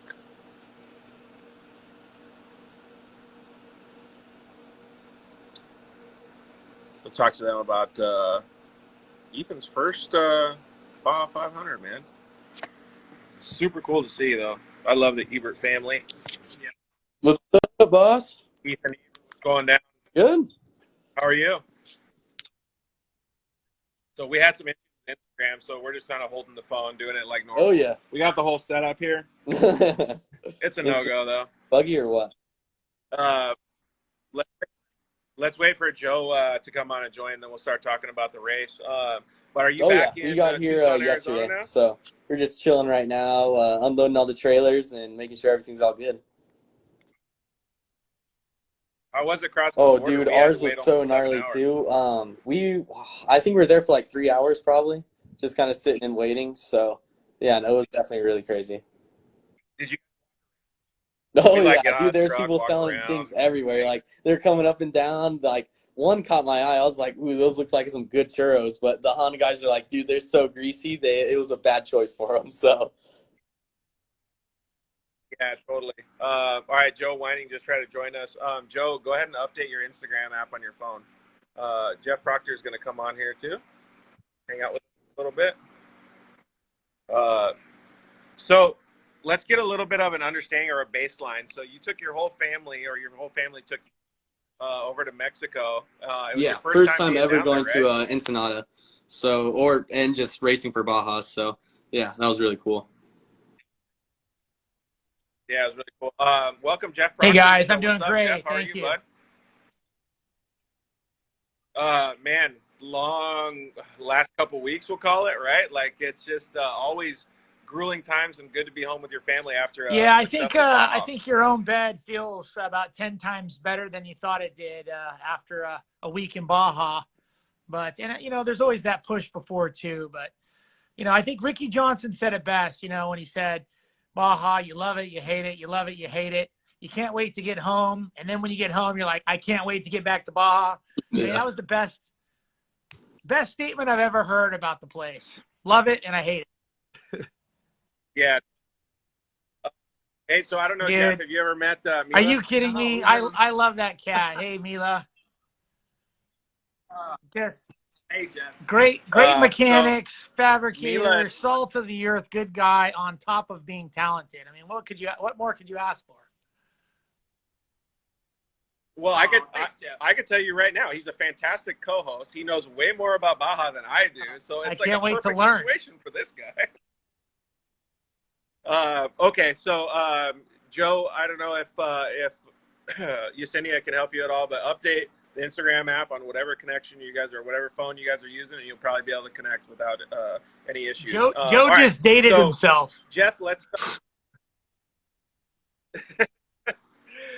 Jeff, let's get a little bit of a baseline and understanding of the program that you have with Ethan. Ethan is a driver that's in development for the Honda Off-Road team, and he got the opportunity to come down to Baja. Yeah, absolutely. We're excited. We've been talking a lot about putting together a driver development program to bring young talent into the Honda racing family at a pro level. It's not any different than what you see at the amateur motocross level with a lot of the, with Team Green and what they're doing with, the KTM guys, the Orange Brigade, as they kind of prepare to go to Loretta Lynn's, et cetera. And so we're kind of, we're not reinventing the wheel. We're taking a page out of motocross and saying, hey, there's a lot of young talent out there that came up into trophy carts and was racing short course. We all know that kind of on the West Coast, I think I might be crucified for saying this, but short course is dead. And so you've got a lot of young talent that can drive an off-road car that needs to find a home in endurance desert racing, because that's where the action's at these days. So, we began to build this program, and, with help of Ethan and his incredible family, we were able to put together a driver development program. And essentially what that means is that, he just turned 16 and he got the credentials to race and score, which you have to get special permission to. So he got that. But essentially what it means that as a youth development driver, you're a part of the team. You have access to all of our factory works parts, everything that we're using to make Zach Love get to the finish line. Ethan has the capability of having access to all of that, including, tuning and everything else that we do to make these cars perform. So it's a really cool opportunity for young talent to get a taste of racing with the pros in the pro UTV category. Yeah, 100%. It's a good position for Honda to be in too, with the Honda talent, so that you can offer that to all the younger drivers. But so one of the things that I was going to mention, just because Joe got it worked out, is welcome Joe Whining to the show. Joe is working with you guys in the Honda Driver Development Program. And, man, Ethan has to be a sponge listening to Joe, because Joe's got a lot of time in the race. Thank you, guys. Thanks for having me. Joe. Man, so it's got to be a little bit different for both of you on the bottom of the screen, Jeff and Joe, because Ethan is new to all of this stuff. How do you guys approach that? Let's let Joe go first, and then Jeff, you answer this. How do you guys approach that, being that it's his first time? Well, he's a new desert racer, and it's his first time going down to Mexico and doing a as you were saying earlier, the younger talent, especially Ethan's like a sponge. He's trying to soak it all in, and he listens really well, even though it's frustrating, because you want to go. But, of course, this long-distance desert stuff, you can't just go. You got to be patient. You got to save the car, and, so Ethan does really well. It's very impressive. Without giving away any secrets, Joe, what are the conversations that you have going into the race? Pretty much, our plan is pretty much, let's just get it to the finish, and kind of get it over halfway throughout the race and see where we're at and see if we can push or if we can't push, and kind of just go from there. But taking baby steps along the way. I'm not real sure how hard we can push the car. I feel we're pushing it pretty hard, but we haven't won yet. So maybe we can push even harder. So it's just it's kind of a learning curve for both of us. More for Ethan though, just getting him to understand what the car's capable of, and obviously what Baja can do to you, because it can turn you upside down quick. Yeah, totally. And on the other end of the spectrum, Jeff, and then we'll let Ethan kind of get into giving us the details on how he performed. But on the other end of the spectrum, being the team owner and understanding how Baja has treated the Honda talents, how do you go in and approach Ethan saying, do we just get it to the finish? Like, feel it out? Like, what are you kind of suggesting? Yeah, so, well, first let me say that Ethan is an incredible driver. And I think that kind of gets overlooked a little bit because there's so much strategy and tactics that go into racing off-road. So he's an incredible driver. He's got 4 starts with us and 2 podiums and 4 starts. So I think my advice to Ethan right now is, hey, be patient. Your win is coming, and your win is right around the corner. Keep doing what you're doing, bud. But I think the big conversation for me with young athletes when they get into off-road is their experience is short course. So it's balls to the wall as fast as you can go for, the 30-minute moto, right? But when you get into desert racing, I mean, we're talking he could be behind the wheel for 6 to 9 to 12 hours. And he was. His finish time was 13 hours, but he did share some time. But the bottom line is that requires a level of patience that myself included, a lot of young people don't have. And so I think that that's a big part of the conversation, is to know when to push and know when to not take risks driving blind in the dust where you're going to push it off a cliff. You've got to know when to push and when not to. Mila, you know a lot about that. My whole thing as a co-dog is I always say, be patient, save your tires. Be patient. Because at the end, if you, like Kayden said, if you're in the element and you're just going race mile by race mile and you're not looking ahead and you're forgetting about what's behind you, the race will come to you in the end. It always Absolutely. does. I agree. The only caveat to that is that in side-by-side NA, we're typically not worried about our tires. One, because Max's tires are incredible, but two, we just don't have the horsepower to really roast them. So, you know, a set of Max's tires will get us through an entire 500-mile Baja 1000 with no problem. Hey, wait, I want to see the bracelet. You think you just got a comment about a bracelet? So Evan bought me this bracelet, and it's a Mexico bracelet. So it'll oh no, I don't want to see it. I saw. No, I don't want to see that one. I saw way too many gnarly ones. Some of them. I can thank Evan for that one, for this one. So yeah. All right, so now that we broke the ice a little bit with the bracelet, thanks Evan for doing that. Ethan, give us a lowdown of how nervous you were going into this, and then like. Oh, dude, I was so nervous. Like even just like waking up, I was already nervous because I was like, oh, dude, I have to put on such a good performance. You know what I mean? So I can show everybody like I can actually drive a race car. You know what I mean? So I don't get looked down on because I'm a rookie. And that's the one thing that I'm trying to overcome right now, is showing everybody like I have the ability to win. But you know, it's just really seeing how far we can push the car, like Joe said. And yeah, no, but it was definitely really nerve-wracking. Like until we got the real start, it was definitely super nerve-wracking. Yeah, like what's the vibe down? Like, well, actually, you answer and then Joe answer. What's the vibe when you're sitting in the car, like getting ready to go? Oh, dude, I was like, just antsy. Like, I was like, oh, I gotta go, because they had us sit there for a while. So I was just like, oh, great. So I did this one start. Now you have to do the other one. You know what I mean? So yeah, it was definitely like, oh, okay, I have to just be patient, like Joe was saying. Like, I think he told me to calm down a lot during the race because I was in dust and I could see a car and I'm like, okay, go, and then Joe would notice that and he'd be like, hey, slow down. You know, it's just one car. We can get out of there dust early. So yeah, it was definitely hard, but yeah, just antsy trying to get out there and race. Dude, spoken like a young veteran. I guess that's a moron, right, Joe? But like, what are you doing? Yeah. You're like, dude, chill That's pretty out, much bro. just like, calm down. Smack him upside the back of his helmet. Yeah.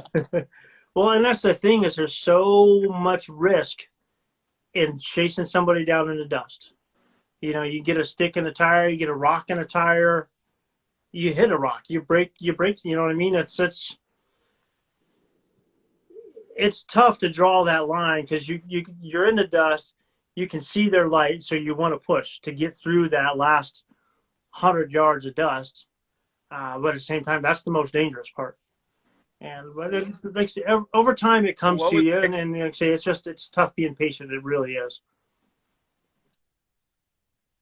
That's actually a really good point to bring up. Is over time it comes to you, right? Like, so there's two things that I just heard in that. Like, over time it comes to you, like the car comes to you, right? And then you can slowly move around it. But also over time, he's going to grow into the position where he can understand that same thing that you're talking about. Yeah, which he already has. He's like say he's soaking it up and doing really well and learning what the car's capable of doing and what it's not capable of doing. And therefore, he can check up when he knows he needs to check up, and we can try to go when we can go. So it's been really good.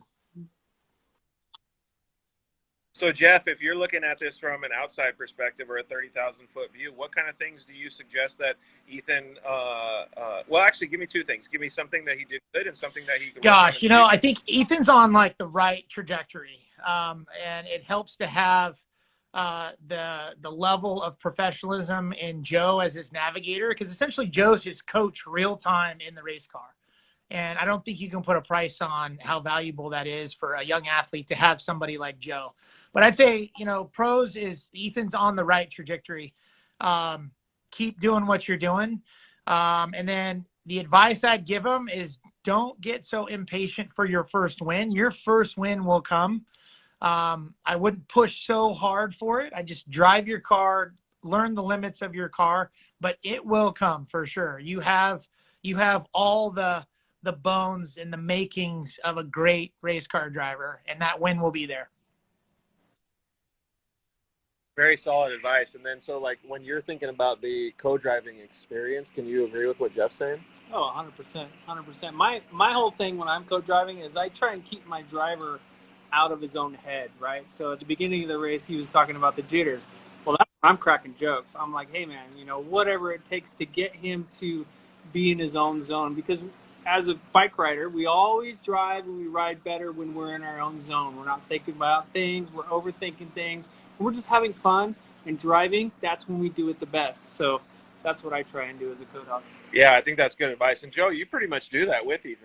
Yeah, we try to keep it loose. And fortunately enough, this 500, we started out on a big highway section, and then we instantly went into a speed zone.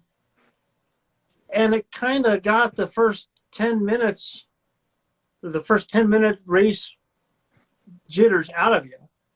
And then when we finally got out of speed zone, it was like, okay, now we're actually racing. Let's go do that. You know what I mean? And it seems like in the past, when you start right off the start at full speed, everybody's a mess for a little while until they gather their thoughts and they get their rhythm, I guess you would say.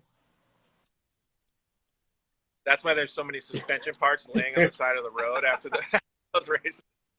All right, Ethan. So give me like a whole like rundown or like just the overall vibe. Dude, it was so cool. Like we went down there a week early to start pre-running, and it was just awesome. Like the whole environment, like the terrain changes is what I really thought was cool about Baja, because it was like one time you'll be in like pine trees and like close tight trees, and then the next you'll be in like a white sandy desert with just whooped out everywhere. So I just thought it was really cool to see like all the different things and stuff for pre-running. And then obviously the food was really good too. Oh yeah, big food guy over there. Yeah, I agree with that. The only thing that I would disagree with is I didn't care for the lake bed or San Felipe whoops at all. Like I like everything. We didn't like the whoops either because they're just so gnarly. Like the trophy trucks, that's fine, whatever. But for us UTV guys, it was like boom, boom, boom. Like sometimes we would hit so hard we would buck the car up or we would bottom out. So, yeah, no, it was just the whoops were gnarly. Everything was gnarly. It's Baja, so. What would you change about your race then? Like if you could have any critique on yourself? Maybe to loosen up my back brace, because I had it so tight where it was like kind of making me sick going up the hill. So I was like, oh man, like me and Joe were fighting with that because we both just kind of got sick because it's that tight and rocky area. So that's where I was like, oh, it kind of sucks. Yeah. But yeah, no. And then maybe critique some driving. Take care of the car a little bit better and push it a little bit harder, find that fine line, and then kind of run alongside it. Well, fun fact, we're going to have a technique episode coming up on this Monday talking about driving technique, rolling speed, how to maintain a car, and doing all that fun stuff. So, hey, if you want to, I know you're a professional, but you're more than welcome to Dude, of course. Any tips you can learn in off-road racing is just better for you or better for the driver. So I'll take anything I can get right now. Yeah, so like I said, congratulations. You guys had a fantastic race. I know there's some stuff the score is working on for the driver placements and stuff like that. Jeff, real quick before we let everybody go, is Zach going to be available? Yeah, unfortunately, Zach is tied up with work. He's got a commitment that he can't get out of, unfortunately. So all I can say is Zach is a phenomenal driver. This is his second big win in a row, and he is the most laser-focused racer I have ever worked with. I mean, the man is an absolute machine, and I wish that everybody could get to know his personality. But unfortunately, he can't make the show tonight. Well, let's give him a little bit of love then. So you all three had the ability or the opportunity to hang out with him for the last basically week and a half or so. Joe, what did you think about Zach is I've met Zach quite a handful of times now, and every time I've met him, just like Jeff said, he is laser focused. He's pretty quiet, but he's focused on what he's doing. He's there to do a job, and he does it really well. I call him the silent assassin. Yeah. For sure. Yeah, you just don't. Oh, really? He's unassuming. You don't know. He's not a big personality. You don't know that he's there, but in his mind, he is going to win. And for anybody that doesn't know, I had the opportunity to get a signed Honda off-road. It's basically a baseball card from the winner, Zach Seisler, before Limited edition. the win in Baja. Yeah. So I said it was a limited edition. Yeah, say that again. no, tripled in value. Yep, exactly. So, all right, Ethan, what did you think Dude, about Zach is such a and the cool whole guy. group? Like, you can just go up and talk to him and have such a like cool conversation pretty much about anything. He's a really cool dude. Like, especially when we're testing, he'll give me tips and tricks on what to do and what not to do. So I really like him in that aspect and in every aspect, honestly. His personality is really cool. He's just a fun guy to be around. So when you guys got to stand up on or get your interviews on the Oh, podium, yeah, just probably to pretty share the special, stage with Zach is really cool because he's such a just really good driver. Like, I would like to get up to his skill one day just because he's that good of a driver. Like, even him telling me his strategy, I can't really understand because it's only like it's pretty much fit for him. You know what I mean? So he's a really good guy, and I just want to be like him one day. Yeah, that's cool. All right, so the whole week, you guys all got to spend time with your family, your friends, everybody. But, well, actually, let's ask this: how was it with your family down there, Ethan? Like, was it cool? Because they haven't been down Yeah, there it was before really Baja cool. 500 either, right? I mean, it was mainly just me, my dad, and Joe, and Jeff, obviously, in the crew where we were pre-running. But my mom and my sister, they stayed down at the beach. They went exploring everywhere, so it was really cool for them. So they weren't just kind of sitting at the house doing nothing. They were exploring Ensenada and what it had. Oh yeah, Living the dream. You guys are out there. You pay 110, and they're just hanging out. oh on yeah, the dude. beach It was like drinking Mai Tais it or didn't get something, over guys. like 70 degrees down at the beach, so they were just chilling there the whole day. So yeah, they definitely had a good vacation. Well, I think it's cool that you guys all both brought your family. It was nice to see Yesenia and all the kids from you, Joe, and obviously Ethan's family. Jeff, you had a lot of your team and friends and family down there too. That's one of the things that I enjoy so much about Baja and the racing community because it just makes it such a more rewarding when the efforts are, on the podium and stuff. It's really cool to share those experiences. Oh, and I raced with Jeff. I actually had a lot of fun. He actually had a nice little crew, and everyone was in a good mood. So it does make the experience that much better. All right. What's the best tacos you guys Ooh. ate? Oh, Valley Tea for sure. Oh yeah. You there's no other taco stand that beats Valley Tea. Well, but Valley Tea, dude, I agree. Oh, I had Ethan, what was yours? some. Oh, I don't know. Birria. That's what it was. Yeah, you know the one that you dip in the sauce, dude. That was so good. Dude, it was kind of like, it was kind of a risky move because it looked like it wasn't gonna be good for race day, but I was like, nah, dude, I'm down here. I gotta risk it. So I did, and it was worth it. Yeah. It's a gamble. That is a pretty big gamble, but I'm glad it paid off because those tacos are delicious, man. How about you, Joe? Because we know that your wife Yesenia is pretty particular on having Yeah, good tacos. no, for sure. But I gotta agree with Jeff. Those Valley Tea tacos are, and I keep trying to tell myself that it's probably just because we're tired, we're dirty, we just got out of the race car after 400 miles or whatever it is after pre-running, and they're that good. But they're just that good, just straight up, they're that good. So you just can't beat them. Queso and carne. You got it. Exactly. Yeah, I think I've had like 8 of those once. I was so hungry. Definitely.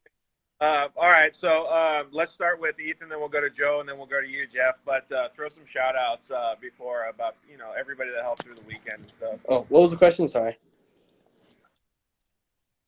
I just said throw some shout-outs because a lot of people helped you over the just weekend. all the sponsors and the team, Wayne and Steve, his co-driver, they did an awesome job bringing it to the finish line, and they brought it back as we left the shop. So it's pretty much perfect, no issues there. My family just for bringing me down here, Jeff for obviously setting up the race team, setting up the whole strategy and everything. Joe for being such a great co-dog, telling me to calm down at least 100 times. So that was really cool. and just the people. It's awesome. Well, I, def- I definitely want to thank Tyler because he was great for content when I walked up in Tech and Contingency. Tyler did a fantastic job. So Yeah. thank you to Tyler. Yeah, no, I say hats off to the whole Honda team and Jeff Proctor and all their guys. They just had the cars ready and everything was in order and it wasn't really even chaotic. I'd say as it is sometimes before a race. It was really nice. It worked out good and it was great. And that's the first time my family had actually been down to a Baja race with me in 15 years. So that was special on that part too. But like I say, all the guys that helped us out on the car and all the pits and everything was just pretty much spot on all day long. Yeah, it was good. Jeff also had some sandwich makers that did a fantastic Oh, job yeah. too. Those sandwiches look delicious. But on a serious tip, Jeff. Gosh, you guys have a lot of anybody people that that's help. raced down in Baja knows how many it takes to really pull off a successful effort. I thought we were a little bit light for 4 cars at 45 crew members, including some family members. But, I've got to thank everybody on the team that worked so hard, especially the guys behind the scenes in my shop, getting Ethan's car ready and helping with Zach and Elias's car and all the pre-runners that need to be prepped. I mean, so it's not just 4 race cars, it's 4 race cars plus 4 pre-runners too. So it's a pretty large effort to get down to Baja. And I always say that I lose 3 years of my life preparing for each Baja race. It's that crazy, but the plan is to do all the work here and then execute it down there. And we just have a bunch of volunteers and crew members that are just solid. Cole, Evan, Jarrett, and my shop were just phenomenal this week. Prepping cars and getting them ready and pitting and everything. Gosh, our media guys were awesome. There's too many people to thank, but on top of all of our partners that make it possible. Wheel and tire combos were off the charts. KMC wheels, Maxxis tires, and of course, a rock solid Honda platform. I mean, I don't think that there's a better platform out there in UTV racing than the Honda platform. Dual clutch, direct drive, no belts to worry about. It's just a solid platform. And I think you're going to see a lot more teams switching over now that they see how durable these drivetrains are. And if I could just give a quick shout out, our team is on finding its groove in an absolute rally right now. We've won the last 4 major races in a row that we've entered. So really looking forward to Vegas to Reno to make it 5.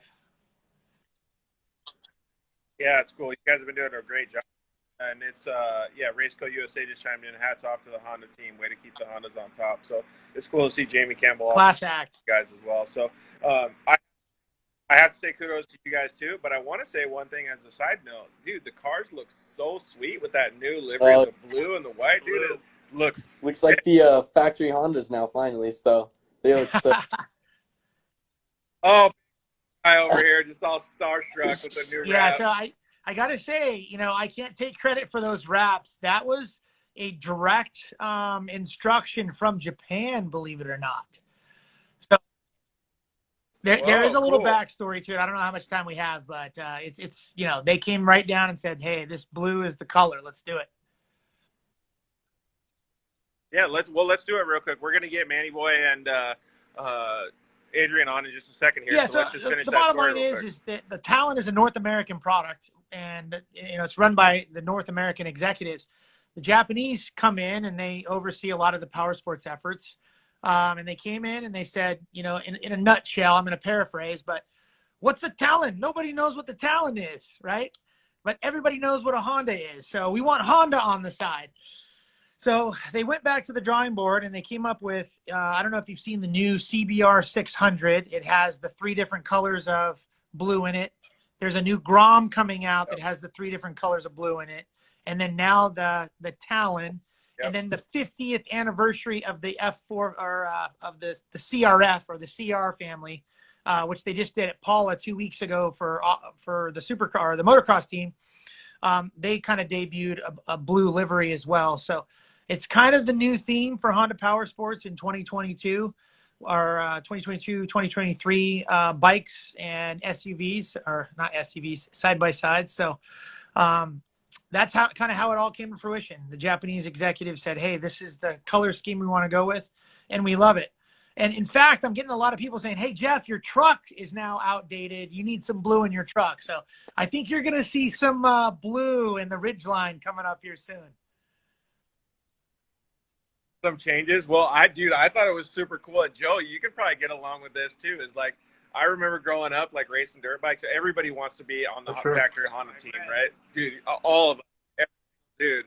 And then, like, to see it come back, I was like, no way. This is exactly what I like to see. Like, it kind of gave me chills again. Like, I got all that hype again. I'm like, dude, I love it. For sure. Yeah, no, it's nice. It really brightened up the whole car, and they just kind of pop. It looks really good. So it must have been cool for you guys to be driving that thing around. All right. Well, thank you guys very much for joining. I appreciate it. Now we know where to get all the good tacos in Valley. Guys and Kayden Mack. So appreciate you guys taking the time. Thank you, Joe. Appreciate the Dirt Life show. Yeah, no problem. We'll see you guys later. Thanks, George. Thank you, guys. Thanks, Joe. Later, guys. Later. Pretty badass to see the new colors and stuff, right? I did like it. Yeah. I did like it. Those, like, did you see the blue too? It's like a chrome kind of, like it's got a metallic kind of thing. Yeah. It's pretty badass looking. Okay, so we're gonna get Manny Boy and Adrian on here in just a second. Let me invite them in, and there we go. Rancho Racing and Manny. All right, and then we'll talk with them a little bit about their race, and then we'll wind down the show for you guys. Awesome Baja recap. Lots of good people joining us today, so we're stoked, man. I haven't seen Jeff in a while. George, What's what's going on, man? dude? Got a lot Is there a fan lot of noise fan in the noise? background. All right, so story on the fan noise is I'm in Parker now, and the shop has So it's hot. zero AC, and that's a swamp cooler making all that noise. I know. We're at IMG and we get left the window open and stuff too. So I feel you, Dawson. So if you got it, Run over to the water real quick. We're not quite close enough, but the house, Brian's house, owner of Master Fabrication, backyard is actually the water. So it's hurry this up so I can go hop in that bad boy. Adrian, you got to update your Instagram app like I told you before. See? So your Instagram failed, dude. We are already having all kind of technology issues today, right, Mila? Not like us today. Dude. All right, so Manny, let's just kind of get into it. Actually, you know what we should do before we ask Adrian what his favorite taco shop was? What was yours? This is normally we're staying at a RV park, campsite, whatever, just north of the Stella restaurant before you come into town on the right-hand side. So normally we're right there on the water. Yeah. Well, this year we decided to try something different, a different park. And we were just down the street north of Acero Beach. So you got Baja Burro, a couple of other things. And the one that we decided to go to was Tacos de Poblano. So you got two choices. Yeah. Adobada and carne asada. and that's it. So I mean, the first time, yeah, the adobada, to be honest, it smoked trilero, I thought. That's what everybody's all about on this Trilero tip. I'm not a big. I'm like Trilero's Well, it's only like because top 5. So previously, the previous RV spot, it was right down the street from Trilero. So Adrian had us one year. It was breakfast, lunch, and dinner El Trilero. So we had it one time coming into town, and then that was it. So, but that's a lot of the two places, I'm gonna have to take Valley T. Of Poblano or Valley T, I'm taking Valley T for sure. Really? Dude, Valley T, you can't beat it, man. Well, the cool part was that the Chase guys, they stopped and, hey, buddy. The Chase guys stopped in Valley T while we were doing the section over the summit and dropped down into the lake bed. So Valley T tacos in the Lake Bidder, I think, are way better than Valley T tacos in Valley T. Yeah, I second that. That's so. Welcome, Race Desert. What's up? Looks like Fish joined us too. Lots of people jumping on. So, welcome, Rancho Racing. Adrian Orellana, what's up, dude? And Manny, co-driving this race, the Baja 500. You guys did a very good job hauling the mail the last half of the race. I got to say that. But yeah, man, maybe just kind of give us a little bit of a rundown of some of the stuff that happened before the race and then going into the race. Yeah, we prepped the car weeks before and all that, and we went out testing. I think like a week and a half before we left to Mexico with Fox. So awesome test session with Fox. We had some issues with just fine tuning stuff at the Mint, so we wanted to perfect that for Baja. So we did that. We got them dialed. Put the race car away in the trailer and just started packing and doing everything. We ended up leaving for Mexico Monday morning. Manny Boy and everybody, the whole team was super rad that everybody wanted to go with us Monday morning. So we had like 10 guys just come with us and go pre-running. They just wanted to hang out, Mexico. So we did that whole thing. Pre-ran Tuesday, Wednesday, and then a little bit of Thursday, and then just the typical Baja festivities, Well, we had Kayden, pretty much everybody said the same thing, but Brandon Sims mentioned it first, was that pre-running the course was not the same as racing the course. Yeah. So we had.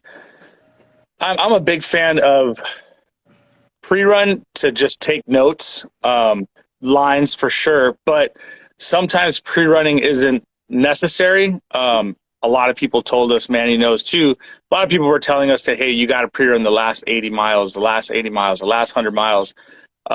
We could have made it happen, but I just chose not to. The way that they were describing the section, I've been through those sections before. You're going to pre-run something to go faster in a section, and you probably shouldn't be going that fast. Drive what you could see. These cars are super capable to drive through that last 80 miles. So we definitely, I think we were moving through that section. We had some fuel or motor issues that were holding us back to about half power throughout the last 80 miles, but the car made it through. We held it together, and we missed the podium by, I think, like 3 minutes, unfortunately. Dude, you wouldn't have even noticed that you were going, like, if you had issues, because that last portion of the race, you were still going really fast. Hey, someone commented in Dangler said he is a legend. He might not be a legend after this show, but he might melt right now. So we're going to see if he can survive this show. He survived a Baja 500. That was pretty grueling, so we got good faith. Manny, what do you think about that statement that it's kind of the track is so different 100%. during the race? And it's from the right seat, and you're going through that stuff. Me personally, I'm just like, screw two-wheel drive trophy trucks because they just chew stuff up so bad for us that it's like, what are we doing? It's like you don't even feel like you're at a race. You're just like trying to survive, just getting through this section. And it's all his fault. And it's funny. This is the first time ever in a race where I've said I would much rather be in a trophy truck than a UTV. What do you think? I would always pick a trophy truck over a UTV.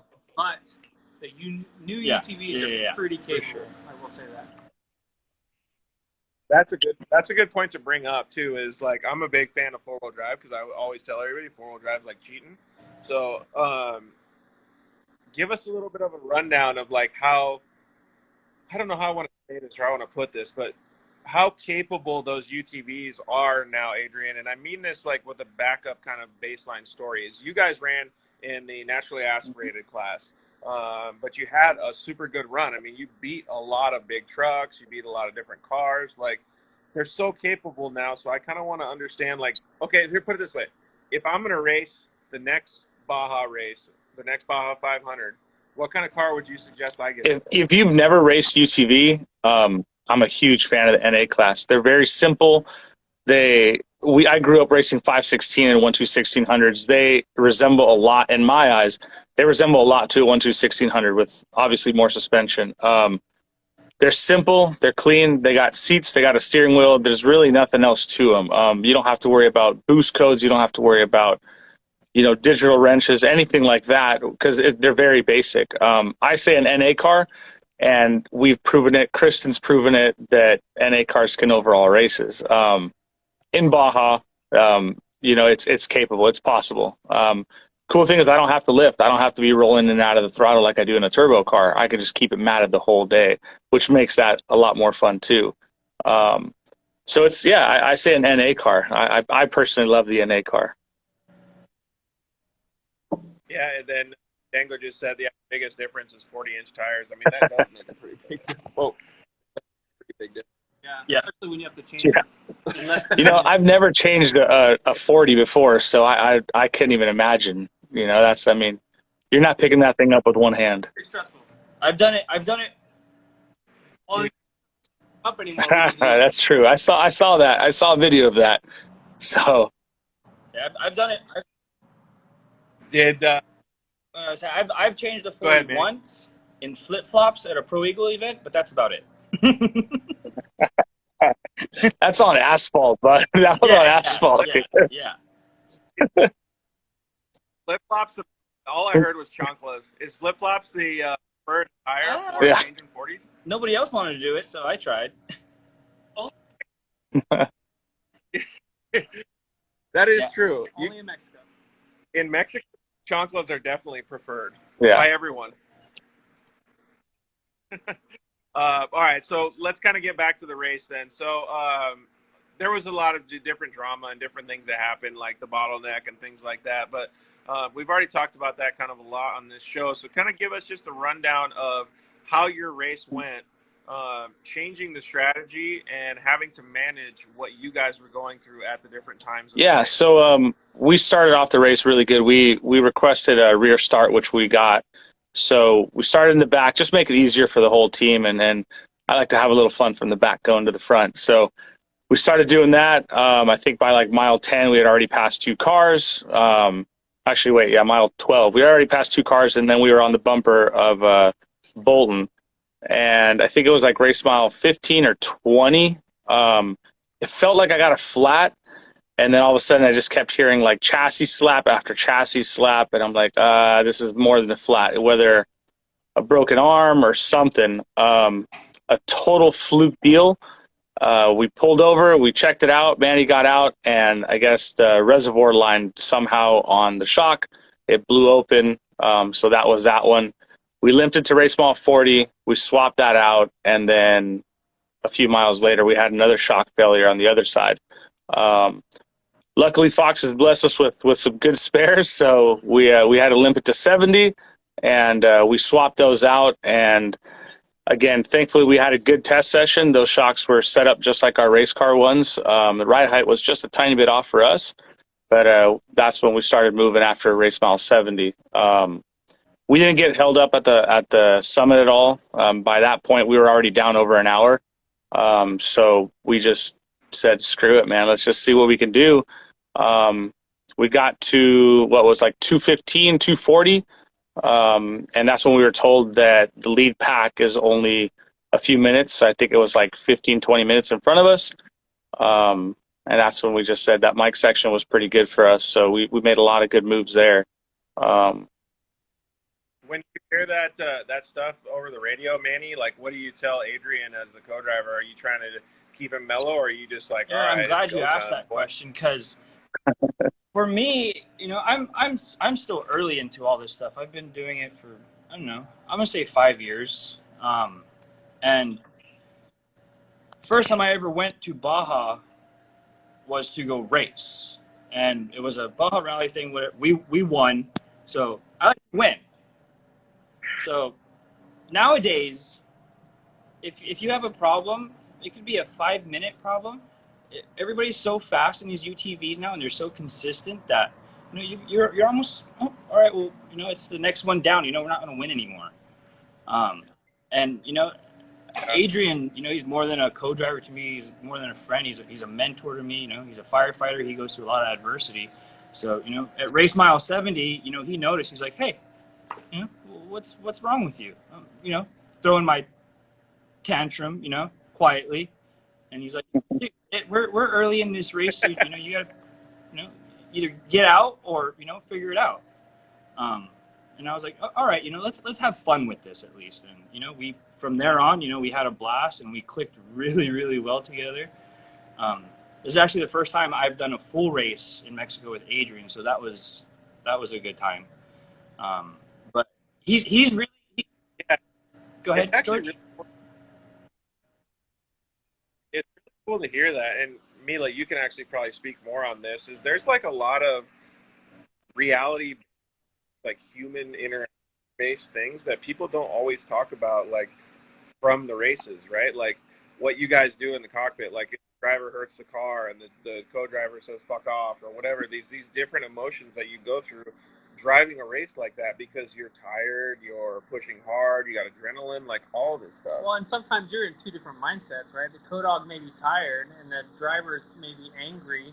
There's been times where I haven't even talked to my driver because he's just being ridiculous. And I'm like, okay, well, then you're just going to drive on your own until you calm down. It's the stuff you got to work through if you don't have a good connection. So having a good connection is like crucial, because sometimes your driver will have to get your co-dog through some stuff. So what's the move if you're in a situation where things aren't going perfect? I always just tell them, man, just be patient. It'll come to us. Just keep charging. Forget about it.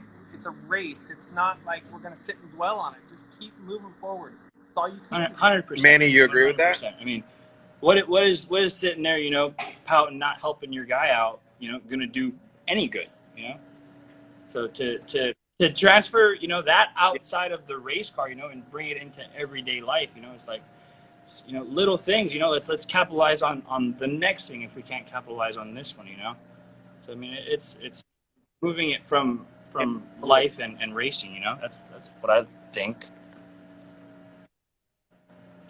Yeah.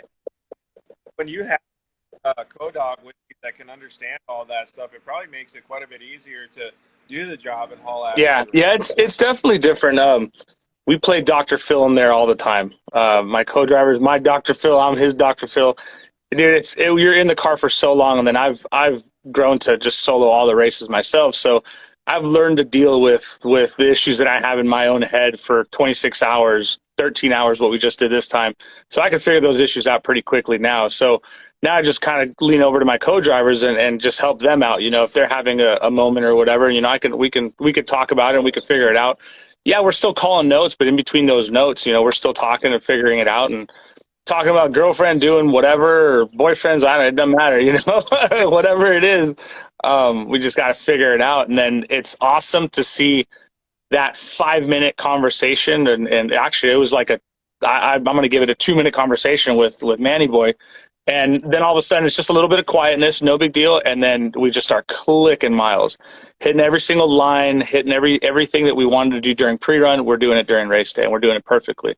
So we had, after that shock change, we had pretty flawless time the whole way through.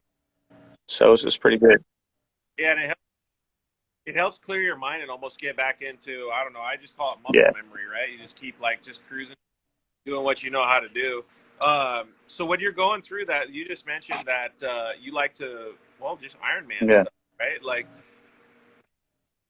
being that they say like the roughest course and you're Ironmanning it, I mean, like, that's got to be a mental struggle and a physical struggle during the whole race. It's definitely challenging. To be honest with you, I started soloing races just because I started my own program, I don't know, maybe 6-7 years ago. And I was like, I'm just going to get racing out of my system. I just want to get it. And I want to get as many miles as I can do and just end up getting tired of it and be over it. That didn't happen. So I started going from, UTV Worlds, the Min 400, the Baja 500. And then I'm like, I bet you I could do 1,000. And we did that. I think we got second overall. Wes Miller beat us by, I think, a few minutes in an NA car. And after that, I was like, oh, I could do more. I could totally do more. So I love soloing the races. It's a super rad thing. Physically, it's definitely draining. but it's all mental. 100%, it's all mental, man. Just keep pushing your mind and your body just to keep moving and keep moving. And it's super cool to do all the pre-running, all the logistics, and go down there. And then for me, specifically, this race clicked in about Tuesday or Wednesday that the map just got super small in my mind. I was like, oh, it's only 3 sections. It's no big deal. And it just gets super small. And hours, I don't want to know the time of day because it doesn't matter. I just need to know where everybody's at, and we'll just keep moving. So it's pretty fun to do it that way. Those tips are pretty cool, man. I love to see and to hear the thought process that you go through, because a lot of racers in general, even co-drivers or racers, however it is, like, it just clicks, right? I asked Ivan Stewart once. I was fortunate enough to win, so I talked to Ivan a lot, and I said, "How do you do it by yourself? 1,000 miles?" Oh, I had an open face helmet so I could drink my coffee, and I did it 1 mile at a time. It's all I could do. Everything else is null and void. So 1 mile at a time. Yeah, dude, like advice from a legend, but that's dude. It's spot on. It's totally spot on. You just break it down 1 mile at a time. I do it one section at a time, and I look for little highlights and little goals in those sections, and I space them out pretty good, whether it's a jump that I want to hit sideways, or whether it's I want to see how close my tire can get to this rock, or just literally just messing around the whole entire time. And sometimes Manny will hear it, Carl will hear it, that I'll start giggling on that side because it's like I'm playing around over there and setting tires up in certain spots or hitting jumps or doing whatever, just playing around, you know? Yeah. That's crazy. Hey, we had a comment come in. Manny boy yelled "fuck yeah" just out of the blue.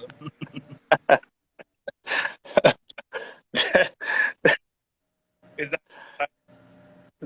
that there's a lot of jokes that we had that whole week.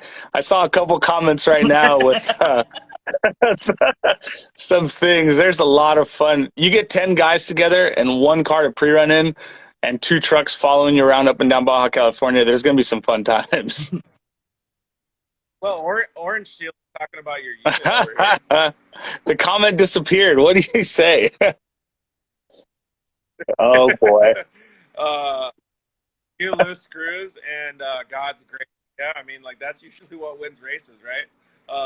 Manny loves the horn. Oh. So we saw that at the finish line. It scared the fuck out of me because I was standing there with the camera. Yeah.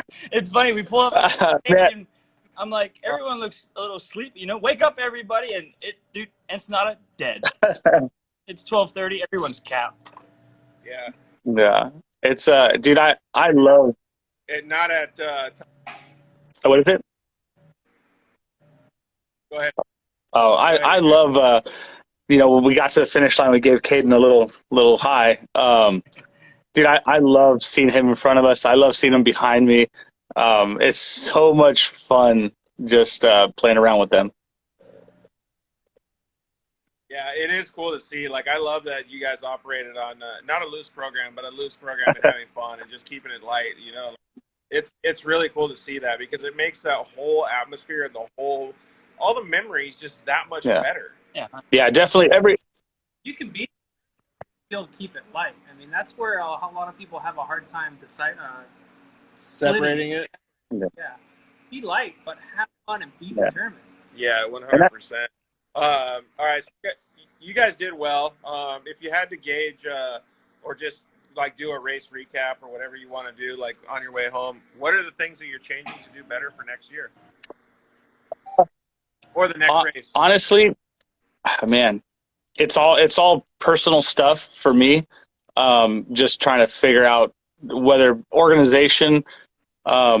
I take notes at the end of literally it was like 3 a.m. and everybody's passed out, you know, trying to fall asleep. And I'm asking questions of, you know, what did you guys need in the chase trucks? What do you guys need? And what do you guys want? You know, better things, right? And literally my list, I ask that every race, and my list is down to better food storage for the guys, a little bit of better organization for my main chase truck. And I think that was it. So, man, that means you got a pretty solid program, but there's always there's what you do, right? Like, yeah, the communication was awesome. The tracking was awesome. The lighting, the chase notes. When I'm pre-running, these guys are pre-running and looking at all their sections they're going to pull into, access roads. Yeah, we nailed it. We had a little snafu during pre-running, but I'm glad it happened then because that's when it should happen. And the boys were nailed it. Chasing, everything. Yeah, that's cool. There's a comments coming in said well done. Somebody said that you need a personal chef.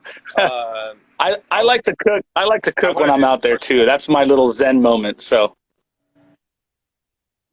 big Traeger guy. But yeah, so Adrian and I were actually talking about, you'd probably like this, is we want to go do like a spy session and see what's in all of these guys' coolers. Cool. Yeah. That'd be cool. If I don't race the 400, we need to do that. We'll jump in my truck or something, and we'll take the Razor around and just pull up to people's pits. Take the 110s and just pull up to people's pits, running to their faces with the camera. That'd be funny. Dude, I'd be so into it. It's so cool to see what people pack in there. Rob and Amber Mack gave me full inside access, so I see what Amber puts in all their coolers and stuff. Big Rob Mack fan right here. And anybody else that's a Mack fan, you can always surprise the dude and give him a smile with some recent. There you go. No, I think it's recent. Sorry. Another one is what we carry in the race car. Like, I got a full calorie count of what I carry in there because I solo races. So I got to have my food in there. Plus I have, specific bags that I give my crew that I pull up to the pit, and they open up a special cooler just for us and the drivers. And they pull out a Ziploc bag with the race smile and just hand it to me, and I know exactly what to do with it. So there's a lot of cool little things that help. Dude, did you guys run a program like that? Yep. Really? Like Andy had his own bag for every pit that he wanted. See, like a calorie count? Not a calorie count, but he set up his bag. This is what he wanted. So, dang, that's so official, dude. Because I would be just like waiting for like a PB&J. So I make my own sandwiches the race morning. I'll cut the crust off because it's hard to chew with the helmet on. I mean, I'll do a bunch of little things like that. People are like, dude, that just makes a whole lot of sense. It's official. Yeah, like when I did all the triathlon, endurance sports and stuff like that, we would do the same thing. But man, you're doing it for the racing. That's taking it pretty serious, man. Yeah, that's one less mental stress that I got to worry about. Yeah, totally. Manny, what are you trying to eat? I eat everything and anything. This guy's got some treats over there, dude. He's got some treats. It's a vending machine on that side of the car. 100%. We probably go a little bit faster if I didn't have so much food in the car.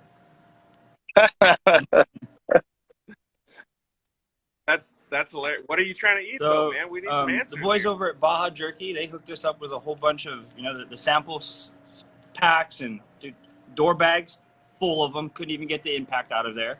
That's a fact. I found a couple bags unopened in the car. 100%. Did he miss calling any turns because he had a mouthful? No. We do it in certain sections. There's a little rule. You can't be chewing on beef jerky, smashing San Felipe whoops, man. It's just not going to work. You're going to bite your tongue off. Yeah, you're going to do something. I bit my cheek at race mile 160 eating an apple at a pit. Pissed. Yeah. Yeah. Oh, Lucas just said tacos. Dang. That's next level. What did you eat in the truck? It's the goo packs. And I like my water cold. I know it's not good for you because your body takes more energy to warm it up and digest it, but cold water because I'm always just dying. And then goo packs. Yeah. You guys don't do goo packs, right? You guys do like, we know Manny's like a big Sour Patch guy. Yeah. I'll do like the Baja Jerky stuff, those beef sticks, and then I'll do like the Cliff Blocks. I'll do my little treats is just gummy bears. Yeah, man, that's really it. I kind of have all the varieties of those Cliff Blocks. I have, breakfast in the morning. I'll have at pits. I'll have actual solid food. Yeah, just keep it moving. What have you ever done, do the Destroy Boys? Has anybody done like eat a popsicle like in the pits like before you take off again? I feel like that would help. Well, how are you going to keep a popsicle frozen in the middle of that lake bed? They have all Oh, kinds of new I technology. see Yeah. Dude, yeah. Oh, in the pits, not in the car. Like you come into a pit and you just get off and just slam no it. way, dude. I'd be afraid to get a brain freeze. Yeah. That's all right. Scratch you out, pops. All right. So the race went pretty good. Obviously, you had some issues and stuff, and you're able to understand what you can do better for the next race. When is the next race? We're up in the air with if we're gonna do Vegas to Reno or the Baja 1000. We got some other stuff and shows and events that we got to do in between all that stuff. So we'll just regroup and see what we need to do for that. Right now is just take a week off and reevaluate everything and look at what we need to do. Start ordering parts and start washing and do it all over again. Yeah, man. Rinse and Yep. repeat. We just got some information here about popsicles, though. It says Adrian eats popsicles and hot other guys. Loose program.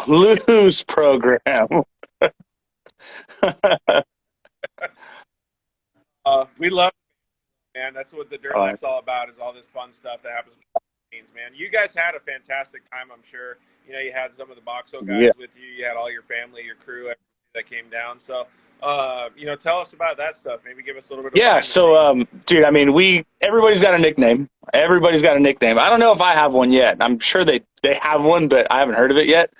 But everybody's got right?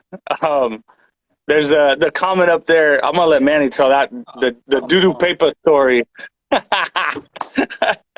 So this one relates back to the whole taco thing. And the reason why I chose Valley T Tacos is because of this reason right here. I thought it was but after our first attempt at Tacos Poblano, we can hear you. So after our first whack at the Tacos Poblano, we all, got back to bed. We were pre-running that day. Everyone's out by 10 o'clock. Well, I woke up at like 3 o'clock in the morning on the top bunk of his toy hauler, and I'm like, oh no. So, trying to climb down, landing on one of the guys on the bottom bunk, trying to do it quietly, not wake everybody up. It's 3 in the morning, and you're in Mexico, so the public trailer park bathrooms aren't the greatest, but it's a toilet. So, go in there and forgot I was in Mexico, and I look left and I look right, and there's no toilet paper. Oh! So, it's 3 o'clock. This is 3 o'clock in the morning. It's 3 o'clock. I throw a little 2 cents. That's horrible, and you have no lifeline. I throw a little 2 cents that you could hear Manny in the back just help. not trying to wake anybody. So I can just see that in my mind. I was a split second from being naked and running to the trailer at 3 o'clock in the morning.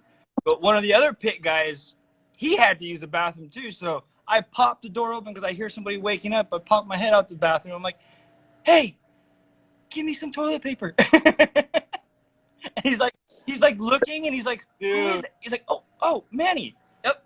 Grabbed me some toilet paper and went right back to bed. So all week, just doo-doo paper.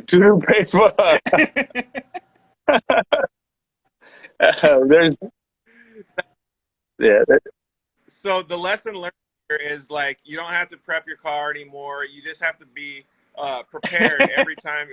With the doo-doo paper. Put toilet paper. Put toilet paper on the pillow before you go to sleep. That way you're ready to go. Or wear socks to the bathroom. Yeah, right. Socks to the bathroom. Yeah, there's a lot of good times on our Instagram story. We got a new mascot. Lucas was in the truck by himself, so we decided to give him a little bit of company, and we got him Myrtle, the Rancho Racing Turtle. So he's there now. Tortuga. That's actually pretty cool. So it's a Rancho Racing Turtle. So yeah, there's a bunch of cool stories that we had. The Valley T, or not Valley T, but sorry, La Ventana bees. They were smacking our tacos like crazy. Yeah. Really? I've never seen bees out in 110 degrees. It's crazy. It's Mexico. People love tacos. Apparently, man. Apparently. Jason, our photographer, he got stung by them. He was there swatting at him. Yeah. Really? Dang, dude, that sucks. Jason's a pretty sweet guy. So Uh-huh. Uh-huh. Dad jokes all day, dude. All right, so yeah, you said you guys are gonna get racing again pretty soon. Try to do Vegas Yeah. to Reno. Throw some shouts out. Yeah, man. I mean, we had, besides just a couple little failures, we had 0 flats. There is actually a cactus sticking out of the inside of my tire, which is kind of, I don't know if we can see it, but you see the actual orange seal that we run to seal it in there. So that sealed that up. But the tires we started with, we finished with, no flats. The wheels were awesome. Tires were awesome. That thing lit up behind me right there was the epic thing at night. The whips in our chase trucks were bright as heck, and we could spot them from literally a mile away, 2 miles away. So big shout out to Buggy Whip for that for sure. We did have to use a Pro Eagle a couple times, so that didn't fail. So I definitely appreciate that, Jack. Those things work.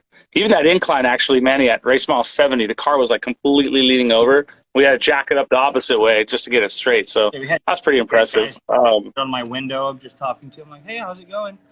Yep. Yeah. All our sponsors for sure. Hey, so before you, I'll let you finish up with the sponsors. But did you know that Chuck's engaged now?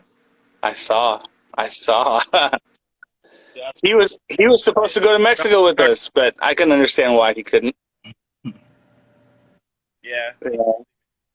So yeah, congratulations to Chuck and Jen for having new life. That's gonna be awesome. But it is cool. Yeah, your fuel wheels. Oh yeah, our lights, KC, Orange Seal, Pro Eagle, EFX, fuel wheels, Boxel tools. We'd use those too.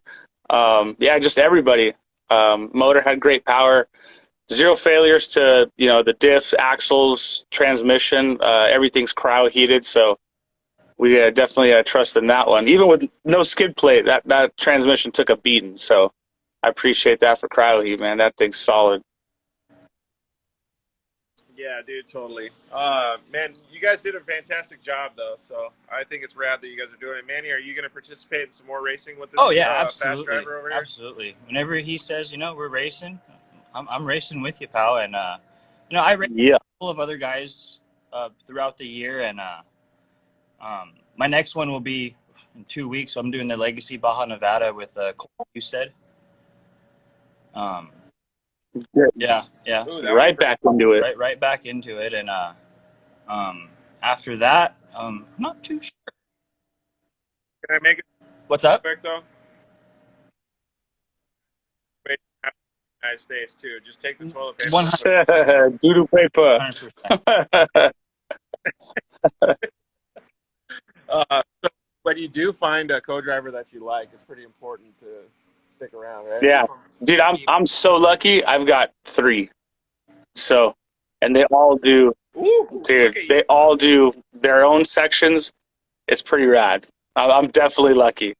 So I don't.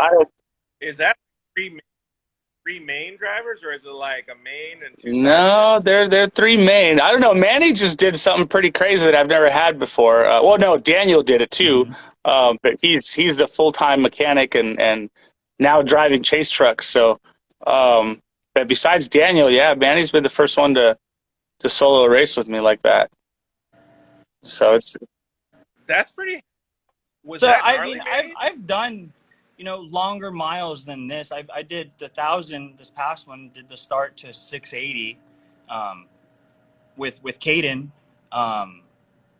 but honestly, after the race, I felt worse in other races.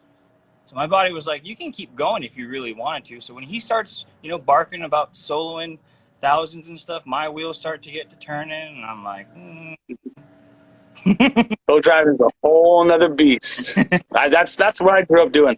I grew up co-driving for years and years and years. And up until about 3-4 years ago, I was still co-driving. A good family friend, Victor Herrera, So I was co-driving with him in Justin Lampert's car. And my dad would yell at me and like, dude, what are you doing? Why are you still doing that? You have your own program. It's like, you know what? I don't want to forget. I don't want to think that I'm a driver and forget how a co-driver feels on that side. So I'm super reminded by it. I know how to treat my co-drivers. Maybe that's why I got 3, you know? Dude, crazy that you say that though, because like, well, first of all, I give kudos Yeah. to both of these guys because I cannot co-drive. Dude, I can't even read the GPS barely. Yeah, it's a different thing. It's a different thing. And then I got a steering wheel to play with. Co-driver gets beat up over there. I know the bumps are coming. I know the hits are coming, and he doesn't know. So To be honest, it's a completely different right seat to left seat. Oh, yeah. It's a totally different. What are some of the differences? So as a driver, it's not as physical. Like he was just saying, the co-dog, he's just getting beat up the whole time. And while he's getting beat up, he's got the GPS. Because you're taking like blind punches the whole time, kind of? It's kind of different because the driver just has a steering wheel. You can anticipate it a little better. It's just a ride. I remember when first time I drove a Class 1 car in a race, I was done. I was like, I'm ready to do it again. Yeah. Where the co-dog's like, fine. Yeah. It's crazy. Yeah, it's a different seat, man. That is. What did you feel like? Did you feel pretty smoked then after? Because both of you guys at the finish line looked pretty fresh. We were messing around in there the whole time, bud. We have a good time in that car. Yeah. That's kind of crazy, man. Like I don't know. Kudos to you guys because I feel like I was smoked. Yeah. We got a little regiment in there. I drink a lot of water in there, and it kind of plays on Manny too, you know. And he sees that I'm taking food and taking the time, and he's like, "Man, maybe I should do that too," you know. And water's a big thing. Food's a big thing. Yeah, and just laughing and having a good time, man. Has anybody ever told you guys? So this is one of the first things that I learned when I was doing all that endurance sports like triathlons and stuff. Drink before you're thirsty and eat before you're hungry. Yeah, it's true. It's true. It's definitely true. Crazy. It's crazy to think that off-road racing has made that much progress and is that gnarly nowadays. You have to put yourself in these physically advanced modes to be able to Ironman stuff. It's pretty bitchin'. Yeah, definitely. All right, boys. Well, we really appreciate it. And Manny, you want to throw some shout outs? Yeah, I just want to say, thanks to the Adrian and his whole program. I never dreamed that I'd be doing this, 5 years ago. So to help have these guys and do what I love and do what I've always wanted to do, and I just want to say thank you to him. I want to say thank you to the owner of the shop, Master Fabrication, Brian, for just letting me peace out for a week, and Dude, straight up, wheel that boy a bottle of tequila, man, and let you go for the whole week, and you guys just moved. You guys just moved. That's crazy, dude. Thank you, Brian. Yeah. Dude, Manny's gonna have to catch up. He's gonna be spending some nights there. Yeah. He's gonna be spending some nights for sure. Sorry about that, bud. It's all right. It ain't work. Yeah. But it's cool that you have all that, and obviously I know that both of you guys want to thank your family for letting you go down to Baja and spend all that time down there. Yeah, my family's awesome, man. My whole team is all family, uncles, cousins, friends that I've known for decades. Yeah, man, the whole team was just nonstop laughs, nonstop memories, and then the racing was a little cherry on top too. So, dude, 100%. Mila, you got anything else before we bail out? Thanks, job well done, gentlemen. Thank you, man. Appreciate it, boys. Thank you. All right. Yeah, thanks, homies. We really appreciate it. You guys did a fantastic job. Can't wait to see you guys at the next races. Yep. So, all right. We'll see you All guys right, boys. Later, Manny. Later, buddy. Dude. So one thing that I noticed about the whole show, that the whole show, like, everybody had the same, even if they did different positions or whatever, everybody enjoyed themselves. That's what it's all about, man. Like, if you're not enjoying it, why are you doing it? Yeah, that goes for life in general. I really feel like this off-road culture, the dirt life, all of these separate things that we're talking about really give that same, well-being and mental, strength and all this stuff. Because there was so many little things that we heard in the show today talking about eating right and keeping your mental focus and enjoying yourself and having other people help you when you're not feeling right or whatever, and going back and forth and keeping, like just happiness going. Like all of that stuff means so much to me, to you, as a human. Like it's just rad that the off-road culture can bring that. Well, off-road is so hard, right? It's not easy. Everything about off-road is a big smack in the face. So if you go at it in any sort of different attitude, it's not fun. Yeah. So you got to build off the hype of being fun, being with your friends, doing amazing things with vehicles that you can't even explain it to people. If you try and say, "Oh, we're going to go to the desert and beat ourselves up," people are like, "What?" Yeah, like It's so fun. that's a good lead in to take us out of the show. Like what he said, like racing in Baja for 500 miles. Who'd have thought, right? Like that's just so crazy. All right, well, we want to thank everybody for watching. Really appreciate it. We didn't get very much time to thank our sponsors, so thank you very much to all the guys that sponsor the show. KMC Wheels, like Mila's hat. The guys at Vintage Canopies, my hat. Really appreciate the guys at Shock Therapy. JL Audio. Let's see here. Am I forgetting people? KMC Wheels, I already. Evolution Power Sports.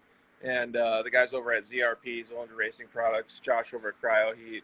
Man, everybody that helps the show, we really appreciate it. And we really appreciate all you guys for hanging out and talking to us. Just found a podcast today. Love every bit of it. Well, thank you very much, Cole Bailey. Really appreciate it. I hope you get to listen and watch some of the shows. All you guys can hit us up anytime. Let us know what you guys want to hear more of. We're going to have that driving technique episode next week. I think that'll be fun. Maybe try to see if we can help some of you guys in your racing program or even just being the Robbie Gordon of your campsite at the dunes. So, we love you guys.